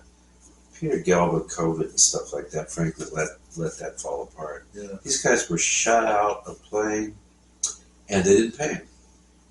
And they're living in New York, in apartments and shit like that. They could not afford to continue to wait and live in New York City. Los Angeles plucked a few. I think, I remember Los Angeles plucked a harpist from somebody east. Oh, wow. Could have been the New York one. But LA picked up some people, Chicago got some people, you know. And it's very interesting to listen. It's almost, for us, it's like back in the days when I was really a lot more involved with baseball, collecting the cards and everything, being interested in trades, players, somebody would snag somebody for, like when Pete Rose went to the Phillies, I thought, oh, the world's coming to an end. Yeah. How could that happen? How could they let Pete Rose go? You know? He's a Cincinnati boy. But now it's like, oh my God, that trumpeter, that I heard in that performance with Ricardo Muti in Chicago. Philadelphia bought him out. They got him. Yeah, they got him. Yeah. So I don't know if you get excited about that as I do, but it's all about the talent. Yeah. So, that's my thrifted thing. I talked forever. Of course, excited about it. Okay. There's more coming. There is more coming. Share with you next week. This is, okay. Oh, have you had enough of Earl Wild? No, never. No? Okay, well, here is a CD recording, again on Vanguard Classics, of Earl Wild performing the piano concerto of one Aaron Copland. No way. Yes. You found this at the library? Nope. I found this, I don't know, probably some thrift store. It looks too new, but nobody wanted it, so I picked it up. It's cracked, so. But here, also on this CD is the piano concerto by Giancarlo Menotti. No way! Yep, there it is. Well, it was the Symphony of the Air. Yeah.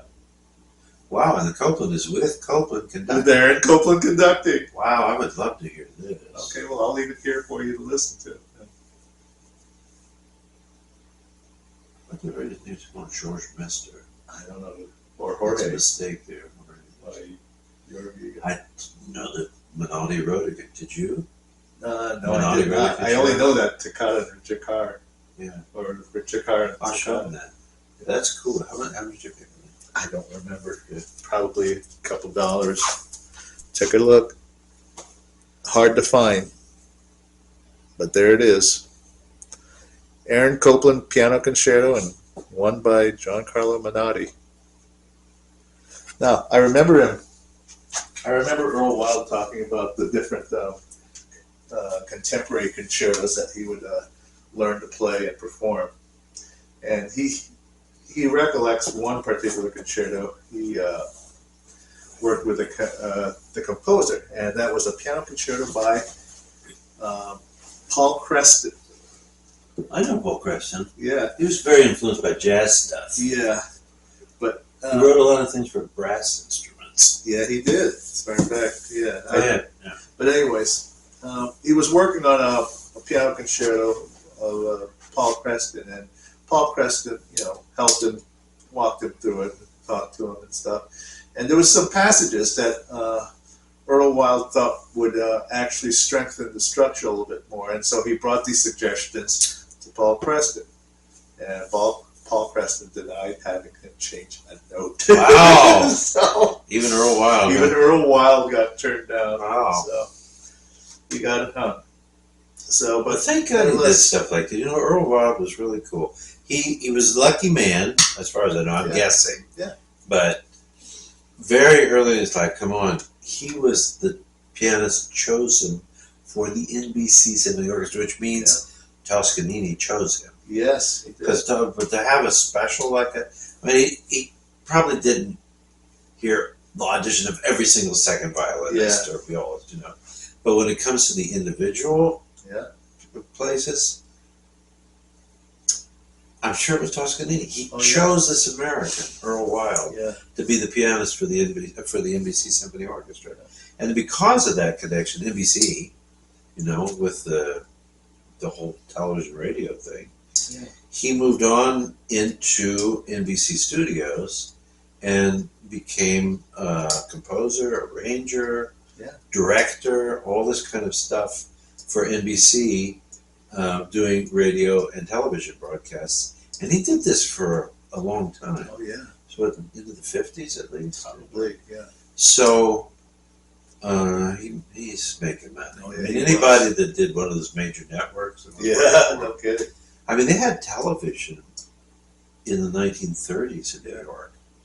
I think Minotti's opera, the first one, Old Man the Thief. Oh, Was it Amal? Forget who was first, but it was written for television. And that was its initial I think it was Amal performance. Yeah. Anyway, So Earl Wild had that money, I think, and it established him well enough that then clearly the guy, you and I refer to him as our American Horowitz. oh yeah, he is. I mean, the guy had that kind of technique. Yeah. And fortunately, then, as an American, he just, played a lot of this music that a lot of pianists might not have really gone to. Yeah, not really. And in some cases, because he was, there's a certain kind of pianist. I love to play solo, and I played chamber music, and I played lots of song recitals, things like that, and opera stuff. I really love the Lieder and Chanson, things like that. I played a couple concerti, but I don't think of myself as a concerto pianist. And certainly my career wasn't built on playing concerti. That isn't what I did. Okay. I got endless calls to play for singers and chamber music, a lot. The last minute stuff too. I was one of the last minute guys. Whoa. They should have stuck you in a glass box and say, break glass in case of emergency. There you go.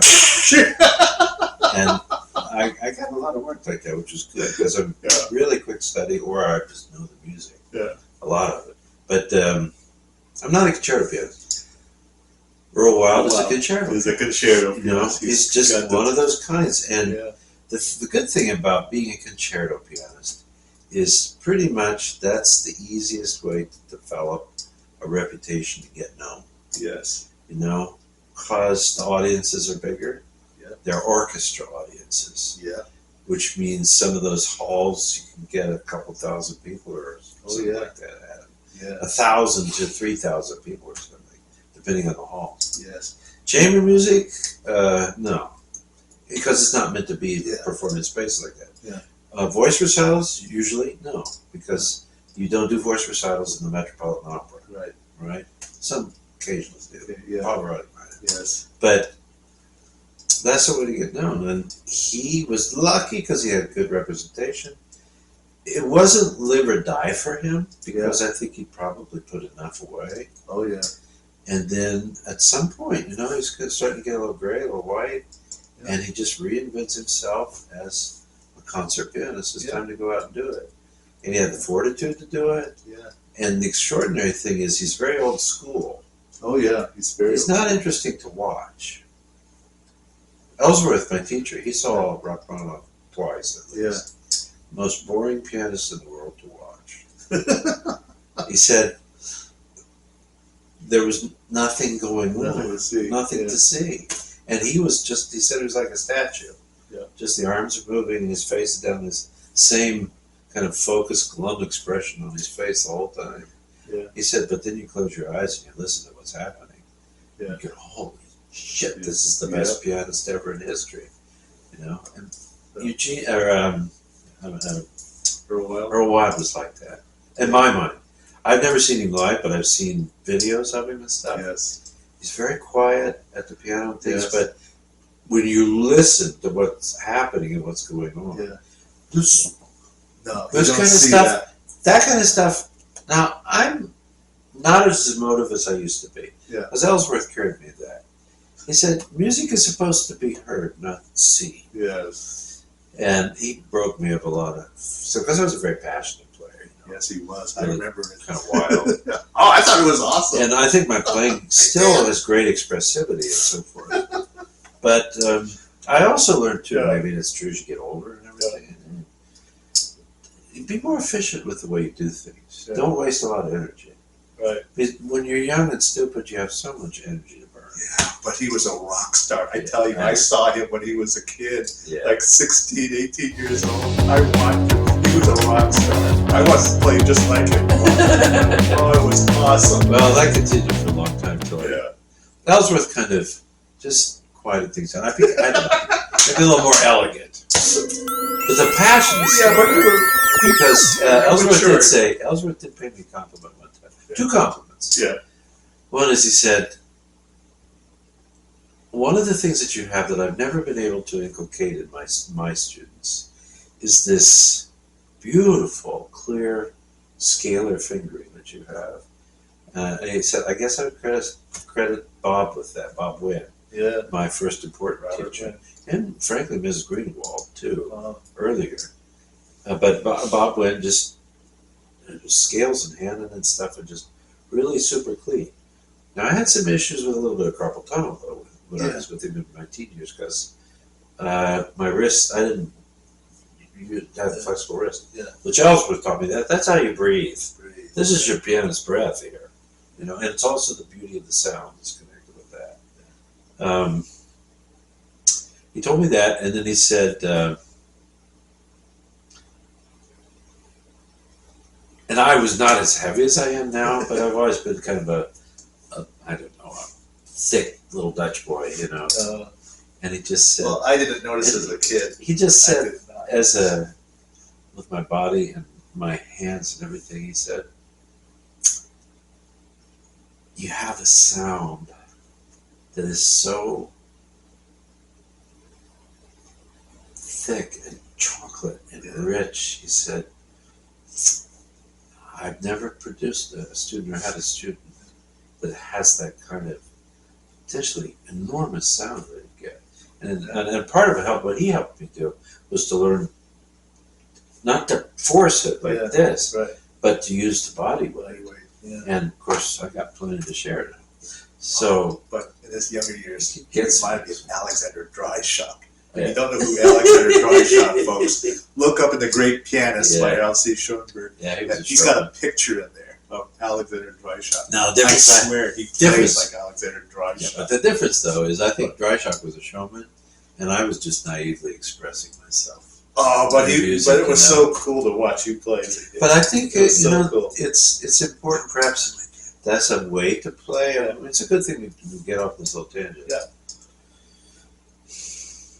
I had a good technical preparation, more or less. Not fabulous. I mean, I'm not a Juilliard graduate or anything like that. I didn't have access to some of those incredible teachers. Like that. Yeah. But I had really good training, and I think my approach to music, whatever it was, well, I'd say, even Mozart, it was stereotypical, thinking about Mozart and what it meant and such. When I studied forte piano at Bilson, I changed very much my ideas about Mozart. But I said this before, it's no big secret. I grew up in a really kind of screwed up family. Yeah. My mother was very physically violent. I think she had issues. My dad was absent a lot because he wanted to try to avoid the conflict. And music was a massive escape for me. Mm-hmm. It was an escape into a world of beautiful things, of poetic images, and all this stuff. I mean, I absorbed all this stuff about Liszt in the 19th century and all these things. It was like real for me. Yes. I was a very brilliant kid in school. And some people thought I'd become a scientist, or I could have been because of my math and science skills. But I was less interested in that kind of science than I was in Star Trek science. Because my imagination was screw how you got there. Let's get out there and do the real space exploration. And so with the earlier piano playing, I think it was infused with an enormous amount of imagination and impressions of things, and probably sharing my emotional responses to the music. It took you away. It took me in a place where it was a lot of fantasy. And I know that it worked in a way, because subsequently people have complimented me a lot. When I played romantic works, and some of them, if they have programs, sometimes I'll tell them kind of what the story's about. Specifically the B minor Ballad of Liszt. Yeah. And people will come up and say afterwards, "Oh, I heard everything, like when you make love, and oh my God, when he died, when he drowned in the water, I know exactly where that was when you played it. Oh my God, I was crying my eyes out and everything." And it's good. It's good when you can reach your audience. I appreciate, frankly, as the years have gone by, that I have developed deeper aspects, cultivation and articulation and thinking about the music in clear ways, not just kind of. I was kind of like an emotional bulldozer. I just like pull the crank on that thing and everybody get the fuck out of the way. Oh, come on! That's kind of my idea of how I used to play, and it was very persuasive. And people just get out of the way. Exactly. Come on! I mean, you still are tempted to shred once in a while, right? Totally. Yeah. I was hoping. No, it's still there. All I'm saying is that maybe the package and the delivery is a little bit more elegant now. Okay. But there are times, come on, when you play certain kinds of music, you got to slay the beast. let's put it this way: when I play Chopin, it's a whole different world. Except some things of Chopin. I played the early C sharp minor Polonaise. Yeah. And that, I think there's a lot of Art of Freedom stuff in that, absolutely. And then there's the beautiful cello line and the beautiful legato of the dance in the middle section. Yeah, so the fourth digression. But let's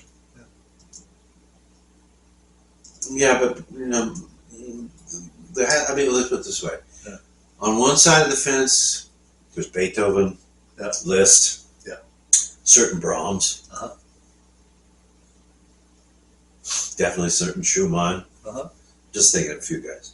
On the other side of the fence, there's Mozart, Haydn, Chopin, not all of it, but some of it. some Schumann, some Okay. Brahms. You know what I mean? Yeah. And the hair goes flying more on that side of the fence than it does It on does on this side. Okay, I see what it's you just, mean. it's Yeah. just music.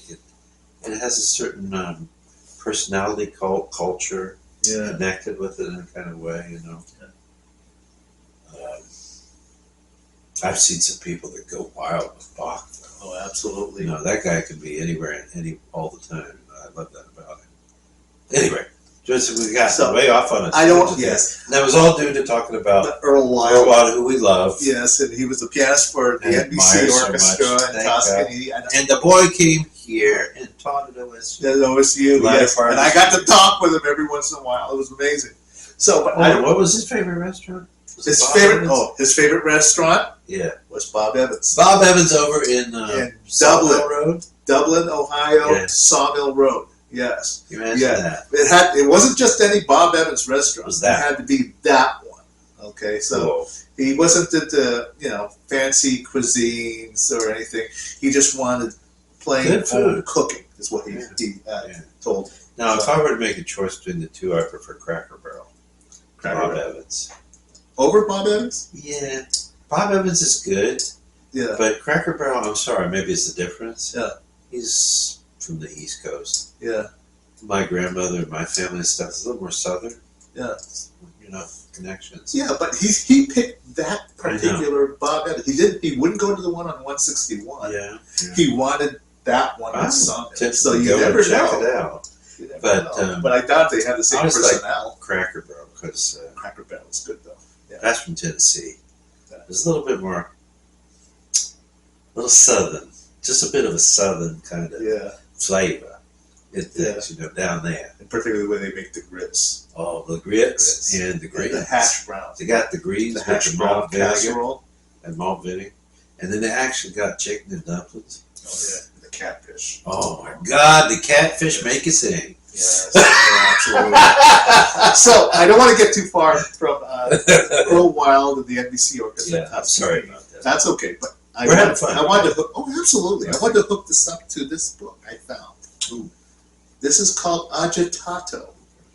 Agitato, a trek through the music jungle, by Jerome. Tubin. I know his name. You know his name? Yeah. You know what this book's about? I don't have no idea. Okay, this is the man who fought tooth and nail to keep the NBC Orchestra above the water after Pasquini passed away. I'm gonna get that because that's something else we can share. Okay, so anyways, I found this book. I haven't cracked it open yet, but I was intrigued because apparently this man, Jerome Tubin, went above and beyond to try to keep the NBC Symphony Orchestra afloat. According to him, he sought out the best conductors, the best performers, and tried to take the orchestra to a whole new level. But somehow it just wasn't working. I don't know whether, like I said, I haven't read the book yet, but I had to find that intriguing because Toscanini brought the orchestra to the forefront, and so anyways, to find out what happened to the orchestra, here's the book, that tell-all book that should tell you what it is, what happened. I'll show you the book. This is what it is. I would imagine this book is hard to find now, but So I know that that's why I'm the High Barbaroli Plains. took over after Toscanini. Oh, well, that's why I'm the High Plains Thrifter, folks. Found the book. There it is. Too bad. Okay. Keep it going. All right, I will. I'll try the best I can. Now, the next part, I have another High Plains Thrifter item, but I'm afraid to show it to you because Mark's not here. Okay, he's, and he would understand this better than I would in a lot of ways. Mostly because, he's been out in the world. He's been to Europe. He understands the European mindset, but even more so, he understands the nuances between different countries and the regions. Yeah, you understand? You know what I mean? It's just one of those things. But now, we'll wait till he comes back. He's coming back in right now.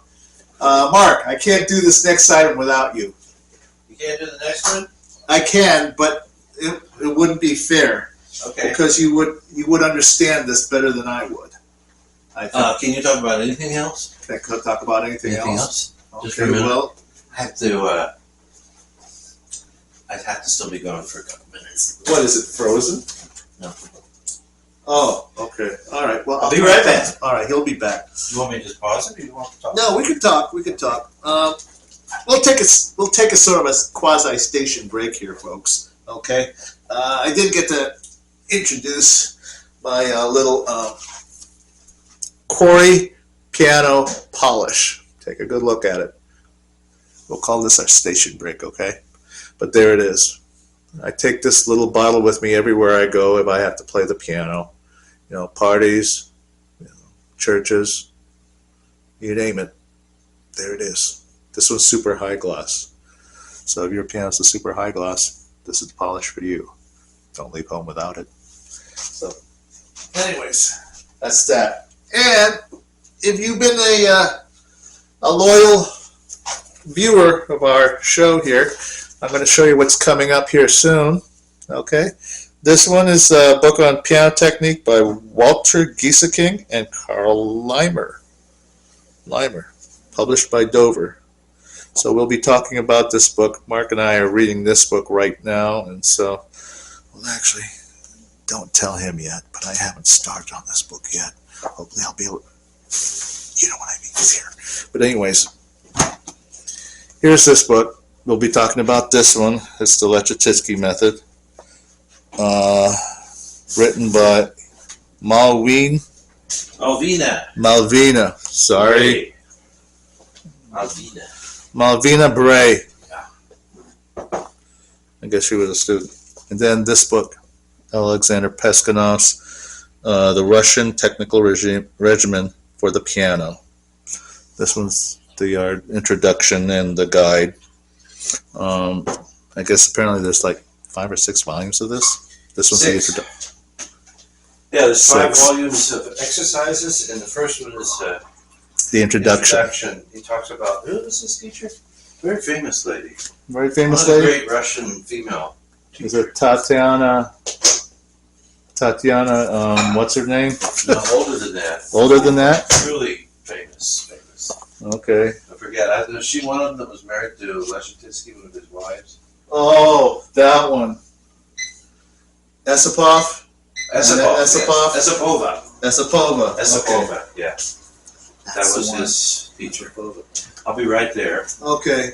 What are you doing? Warming up your tea? Warming up my tea. Okay, he's warming up his tea. You need anything else? Nope, I don't need anything else. I got a big surprise to share with you. Okay, well, I got a big surprise here for you. All right. This is, okay, well.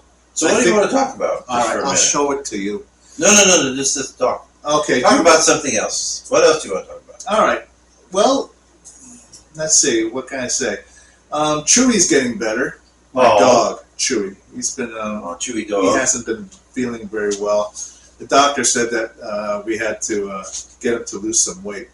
This dog came in last week to the vets at a whopping, hold on to your horses, Mark. Yeah. Our dog came in at a whopping 160 pounds. 160 That's like a small pounds. No, but explain what the breed is, though. Yeah, he's a Great Pyrenees and come on, he's a big dog. Gold Lab. He's got some husky, and the doctor said there might possibly be some wolf. Not sure. Even got wolf in him? He might have some wolf because of the color of his eyes. You ever get a funny look when he looks at you? Well, I'll tell you what. Sometimes when he's out in the backyard doing his thing, you know, especially in the dark, and you call him to come in, the first thing you see is his eyes coming out of the blackness. So that's not an indication that he might be part wolf. Wow. I don't know what else is. Wow. Where'd you get him? Well, I didn't get him. Kathy and I kind of inherited him from our grandkids. Oh, that's right.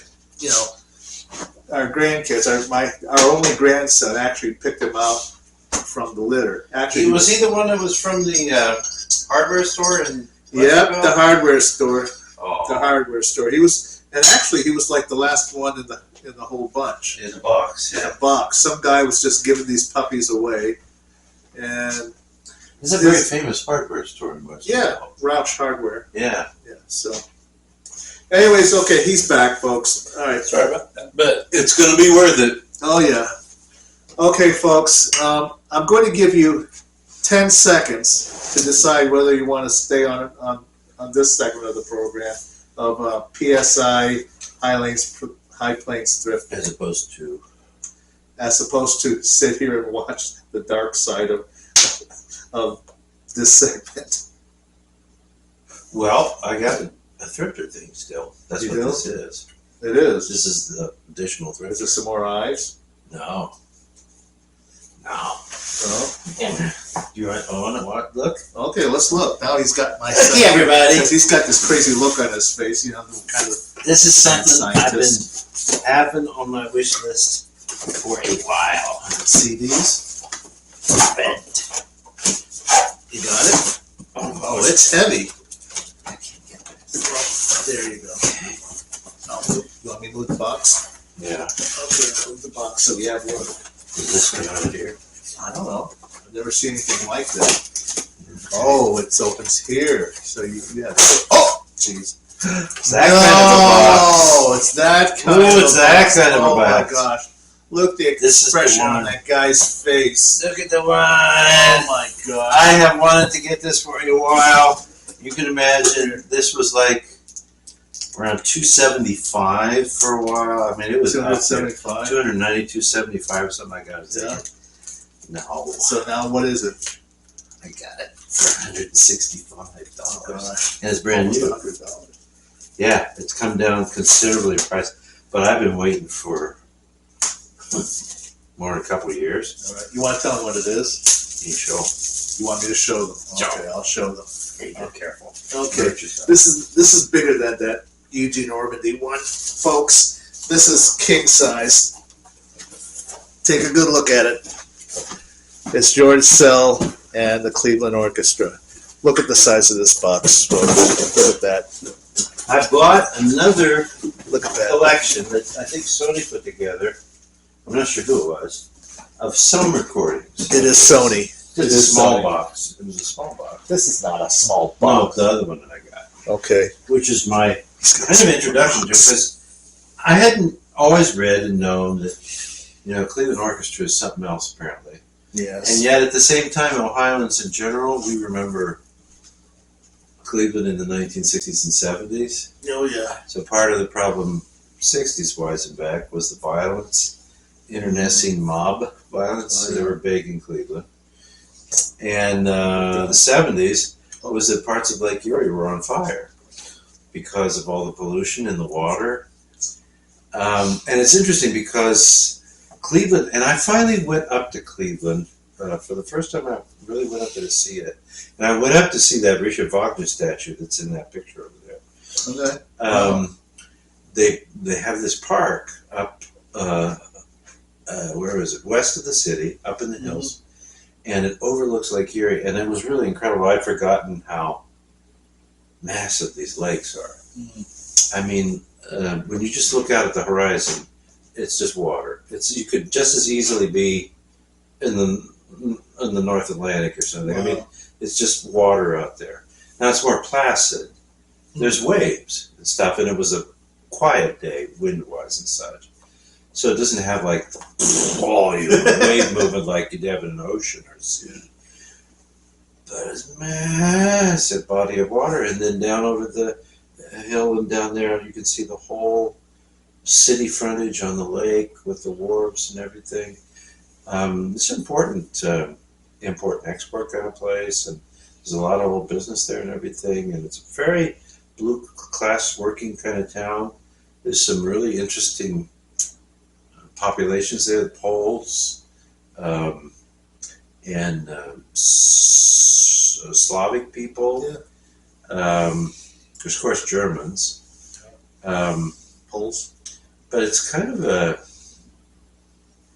lot of European working class. And then, of course, there's wealthy people that, you know, had the money and the houses and the factories and everything. When I was there, it's interesting, like being in the city and driving the streets and stuff, you could tell the glory days of the American economy were back between 1900 and say 1950, 1960. And then some of those neighborhoods kind of not so much as nice as they were.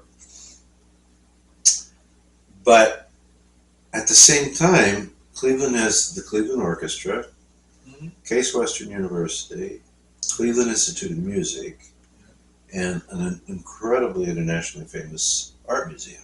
Yeah. Because there's money in Cleveland. Yeah. Big ass Cleveland money. Indians. Cleveland Indians actually have been an interesting baseball team, especially more recently. And then way back in time, they were really good too. Oh, yeah.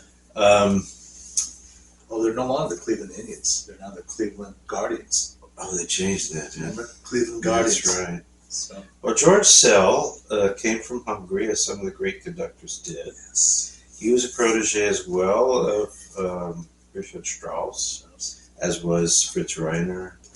Yeah. And he played piano, so he was kind of a earlier predecessor in the way to George Schulte. He's also from Hungary, came from the Liszt Academy, played the piano very well. Do you remember Carl Haas's Adventures in Good Music? Yeah. He did play a recording of George Szell playing a Strauss waltz. I bet it's in there. Is it in there? I bet it is. Playing the piano? Probably. Oh, wow. Well, so, Szell was a famous dictator. I mean, compared to Ormandy, he was apparently very congenial and facilitating type conductor. I mean, he had his own ideas and led them and stuff, but they followed him. Szell was that school where you brutalize them into perfection. And yet, you know, the stories about it is musicians loved him. Oh, yeah. They loved him, I think, because of what they heard themselves doing and could do. And as I said, in some cases, I saw this just recently in the news, coming from Europe. I think the Cleveland Orchestra, they were making another summer tour. Yeah. They're going somewhere to Europe. And the person was writing that for the Europeans, their favorite orchestra to hear over there for a long time has generally been the Cleveland Orchestra. Jeez. That they actually, and amongst European audiences, they consider Cleveland to be perhaps the preeminent American orchestra. And as my understanding is, things have not been going well in Boston so much. They have, what is his name, Andres Nelson's, is it? And I saw him conducting Berlin Philharmonic. That was very good. He did a beautiful Berlioz Symphony Fantastique. But I'm hearing people saying that Boston isn't what it was. New York has a whole new home because they completely redid the inside of Avery Fisher Hall. And it's now wood, and everybody's saying now the orchestra needs to get used to the space and find its sound and everything. There was a COVID stuff that was problematic. Alfred Schroeder was there, but he didn't get to do much work with him, and then he was leaving pretty soon. Anyway, I'm really excited about this. I didn't realize it's that big. That's like the Bruno Walter one. Yeah, it is. Is there a book in there too? There is a book in here. You want to show it to them? You want me to open it? Yeah, it's okay. We still got time for your thing, don't we? We're running at 2:15 right now. That's okay. Show them the book. Okay. I've not ever opened it before. Just should see we just pulled this out. Letting me open it. Ooh, it's hardbound. It's a hardbound book. Oh, look at the CDs! Holy crap! The individuals? Yeah! Holy moly! Look at all that. You're gonna be listening to this thing for at least a couple of years. I know. Holy moly! I know. That's You might take this box. okay. All right. I'll show them the book. It looks pretty much like the top cover of the box, but here he is, the master himself, George Szell. The book, directory. See, I would imagine. Yep, there's more. Look at that. Wow. pretty cool. There's a couple essays in the thing too. 106 of them here. 106. And as you would expect with Szell, it's more Central European repertoire most of the time. Yeah. There's some exceptions here. I noticed he also conducts the New York Philharmonic and the Columbia Symphony Orchestra, as well as the Cleveland. You know, the really great thing about, well, both these guys, Ormandy and Szell, they had incredible soloists Oh, yeah, that played with him. I mean, they had so much respect that the best players in the world were more than happy to get invited to play with them. Leon And they were both amazing accompanists. Rudolf Serkin. Arthur Rubinstein. Serkin and Rudolf Rekushny. Serkin features a few times in the Ormandy box. I've seen that so far. Isaac Stern and David Oistrakh. Rostropovich on the cello a few times. Henri Dutilleux. Henri Dutilleux. Dutilleux. Dutilleux. Yeah. It's a wonderful French composer. Yeah, well, Here's Fleischer. that's a picture of course. him with it, George Szell. Yeah. Look at that. Still around. So, you know, the Fleischer features in here. Here's Serkin. I can see his name, his face, actually. I'm really looking forward to this. Robert Kassatsu is in here. Yeah. He's in the Ormandy stuff, too. Yeah. Zeno Francescatti is here.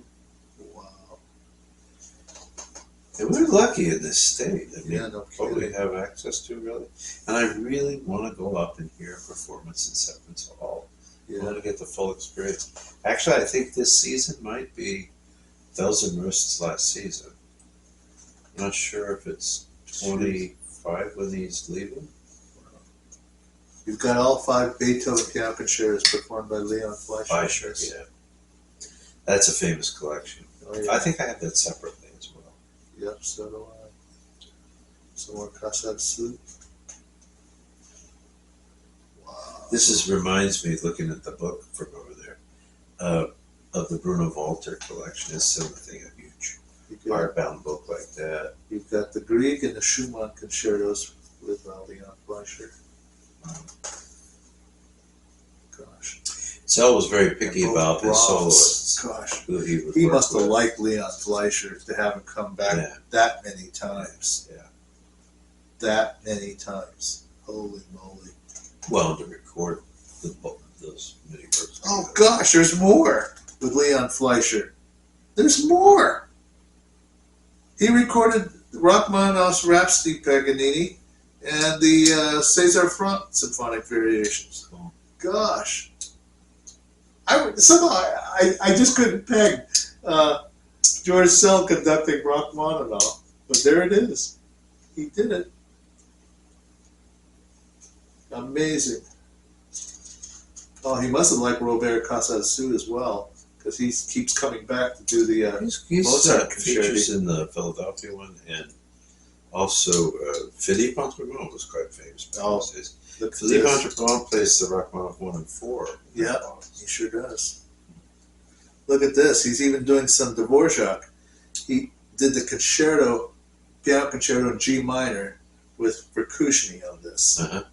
And he's also That'd doing, be a nice combination. yeah, the Tchaikovsky's Rococo variations with Leonard Rose Uh-huh. on cello. Wow. Those are some great players. Yeah, I noticed some Dvorak in here. Yeah, He does, but that's there's a amazing. lot of Beethoven, Brahms, Mozart, things like that. Oh, look at this. This is a rarity. Who's the soloist? Kassatsu. Really? He's recorded with Kassatsu, the Liszt Concerto, number 2. And Carl Maria von Weber's Concertstück in F minor. Huh. Wow. Have you ever seen that work? That score? Yes, Yeah? That's I yeah. know that works. But I'm surprised at Concertstück. I learned it, Concertstück. And then, what was the other? The Rum Caprice Bouillon of Mendelssohn. Mendelssohn, yeah. Weber's hard for me though, because some of this stuff is Size. Yeah. Is the Concertstück like not like the expensive? sonata. Not like this. It's like but it has its moments. Then a guy can grab a 10th when he wants to. Wow. With me, that's Wow. I need a walking stick to help. Well, there you go. Thank you. Sure thing. So I think it goes like this. So we are running at 2:25. Okay. You might have to save some of this other stuff for next time. Okay. Grab the top. Oh, sure. Well, folks, should we conclude? You want to? Yeah, I think we should conclude. Is it? So whatever Because you it's were going to talk about, We'll bring it. I'll bring it back next time. Okay, folks. dark stuff. Yeah, it's kind of the dark stuff. Okay. Okay, I'll run it by you first. We'll see wonder what you what that think. is. Yeah. Can you put that up on that Oh, box? sure. You want me to put it on top of it? Yeah, it'll be fine. Okay. Yeah. Be careful It's with dirty. it. Okay, so anyways, folks, Well, this concludes at least Was it fun? PSI. Oh yeah, absolutely. Highlands, Drifter, and Holly concludes High today's Plains. session. High Plains? High High Plains. Plains Drifter. So we, I'll start to listen to some of this stuff, and I'll give you some Yeah. feedback on some of it. Because, like I said, the most that we could do on this show, because we don't have a broadcast license, Yeah. which I did have when I was in radio. Yeah. I had to be to work at the radio. Yeah. And then you can play most anything most of the time. Yeah. But the most you're allowed is 30 seconds here. 30 seconds. And what are you going to hear in 30 seconds? So we don't really have the option. Now, we could always play Yeah, music we could play ourselves and ourselves. stuff or something like that. Good. But I haven't Very figured out how to record it so it sounds Yeah. and looks right. The sound and the visual stuff are way off. Yeah. I don't know how to do that. But anyway, I think we're doing good with what we do. Yeah, I think so But too. we will give you feedback about compositions, about the music, about the recordings and such. Movies. And you can look it up, and Decide for yourself. we're kind of like the Siskel and Ebert of the piano world in a way. Siskel and Ebert? Yeah, right. in a way. Yeah, in a way. In a way. Yeah, sort of. But I like to think that I think we encompass a lot of famous duos, to tell you the truth. Maybe we're Siskel the, Ebert. we're is the one working thing, man's but- version of Siskel and Ebert. Or Sherlock Holmes and Dr. Watson. Oh, I like that. that's analogy. nice. I So, like that. You know, good. But, you know, also, you know, you've got But- me out here as But Indiana Jones. going out. new Dr. Watson, like in the Benedict Cumberbatch and Malcolm, what's his name? You ever seen the new ones? I have not seen the new The ones. I don't know. newest Sherlock Holmes, Benedict Cumberbatch, the British actor, he played Dr. Doomsday or Dr. Doom. Don't know it. Anyway, you guys know what I'm talking about. So I'll put pictures of him up. Okay. But the I'll look at the pictures. wonderful British actor, I think his name's Malcolm something. I think he's Jewish. Okay. I'm not sure you get that from his name or not, but he plays a very modern and enlightened and an edge. Come on, Dr. Watson is a surgeon, Yeah. Okay. and he was a soldier, All right. and he survived He survived. Okay. those kinds of wars. So he must be a good fighter. That, and he was a surgeon. Okay. How many stupid surgeons have you ever met? Not, How many dumbass surgeons do you know? How many doctors do you know that actually are doctors who then become surgeons? yeah. You see, I thought Or dumb as opposed? I thought he was None doctor of because of the degree or something. He's a doctor, he's a physician. Did not know Dr. that. Watson's a physician. Did not know that. And I think some of the early portrayals in film, famously, make him kind of doofy. But I suppose the doofiness is supposed to set off the brilliance of Sherlock, right? But there's a particular Nigel Hawthorne or Nigel Bruce, whoever the most famous back in those days guy was. But I also like the Jeremy Brett, Sherlock Holmes, and his Dr. Watson. Okay. I'll find their picture and put up their names. Dr. Watson's, he's a surgeon. Okay, I did. He's a cultured, intelligent man who knows his stuff. No, I'll compliment you Oh, because thank you. if you call me, Sherlock Holmes, then Oh, we I think what makes them work together, Yeah. it's not like, brilliant master and his dog. That doesn't work. It's brilliant master with a brilliant friend who has the wherewithal to truly appreciate the uniqueness, maybe. Or maybe I have some of that. Okay. But Well, I don't know who these two guys are. I appreciate I'm that. also looking at Basil Rathbone as the other guy. yeah, So that's what I'm thinking. I'm thinking the more contemporary news of him is Dr. Watson is a worthy partner. Okay, cool. And, smart I'm honored. guy, sensible. Yeah, you should. If you can watch, I think some of it's probably on YouTube. Watch it. You have a DVD player? Yeah, but not working. Oh. So, Well, the other thing is that my collection might be for PAL. okay. But I don't know, maybe once in a while you can come over here and watch them. But I do think that Jeremy Brett, some of his Sherlock Holmes is on YouTube. Okay. You might be able to look it up. Should we He say was my favorite series. So. Should we say goodbye? Yeah, we got gotta it. go. Jabber, jabber, jabber, jabber. Yes. So, folks. So this is, I always jabber, but this was my time to really do the thrifting thing. It Oh, was yeah. fun. This was a very good thrifting day. And I totally missed your agitato story, so you tell me that afterwards. The what? I missed the agitato thing. Oh, the agitato thing? Okay, Yeah. I'll tell you in about a minute. Or you can watch it here. All right. All right, folks. Praise the Lord and pass the ammunition. So, anyways, if you enjoy our content, and you enjoy our jibber jabbering and you enjoy our company, you'll be looking forward to some future episodes. They're just as brilliant, I think. I mean, you'll believe me. There's lots happening here today. Apparently, we got some dark stuff. Oh yeah, some dark stuff. Like I said, I'm gonna have to bring it up. We have to talk about this, okay?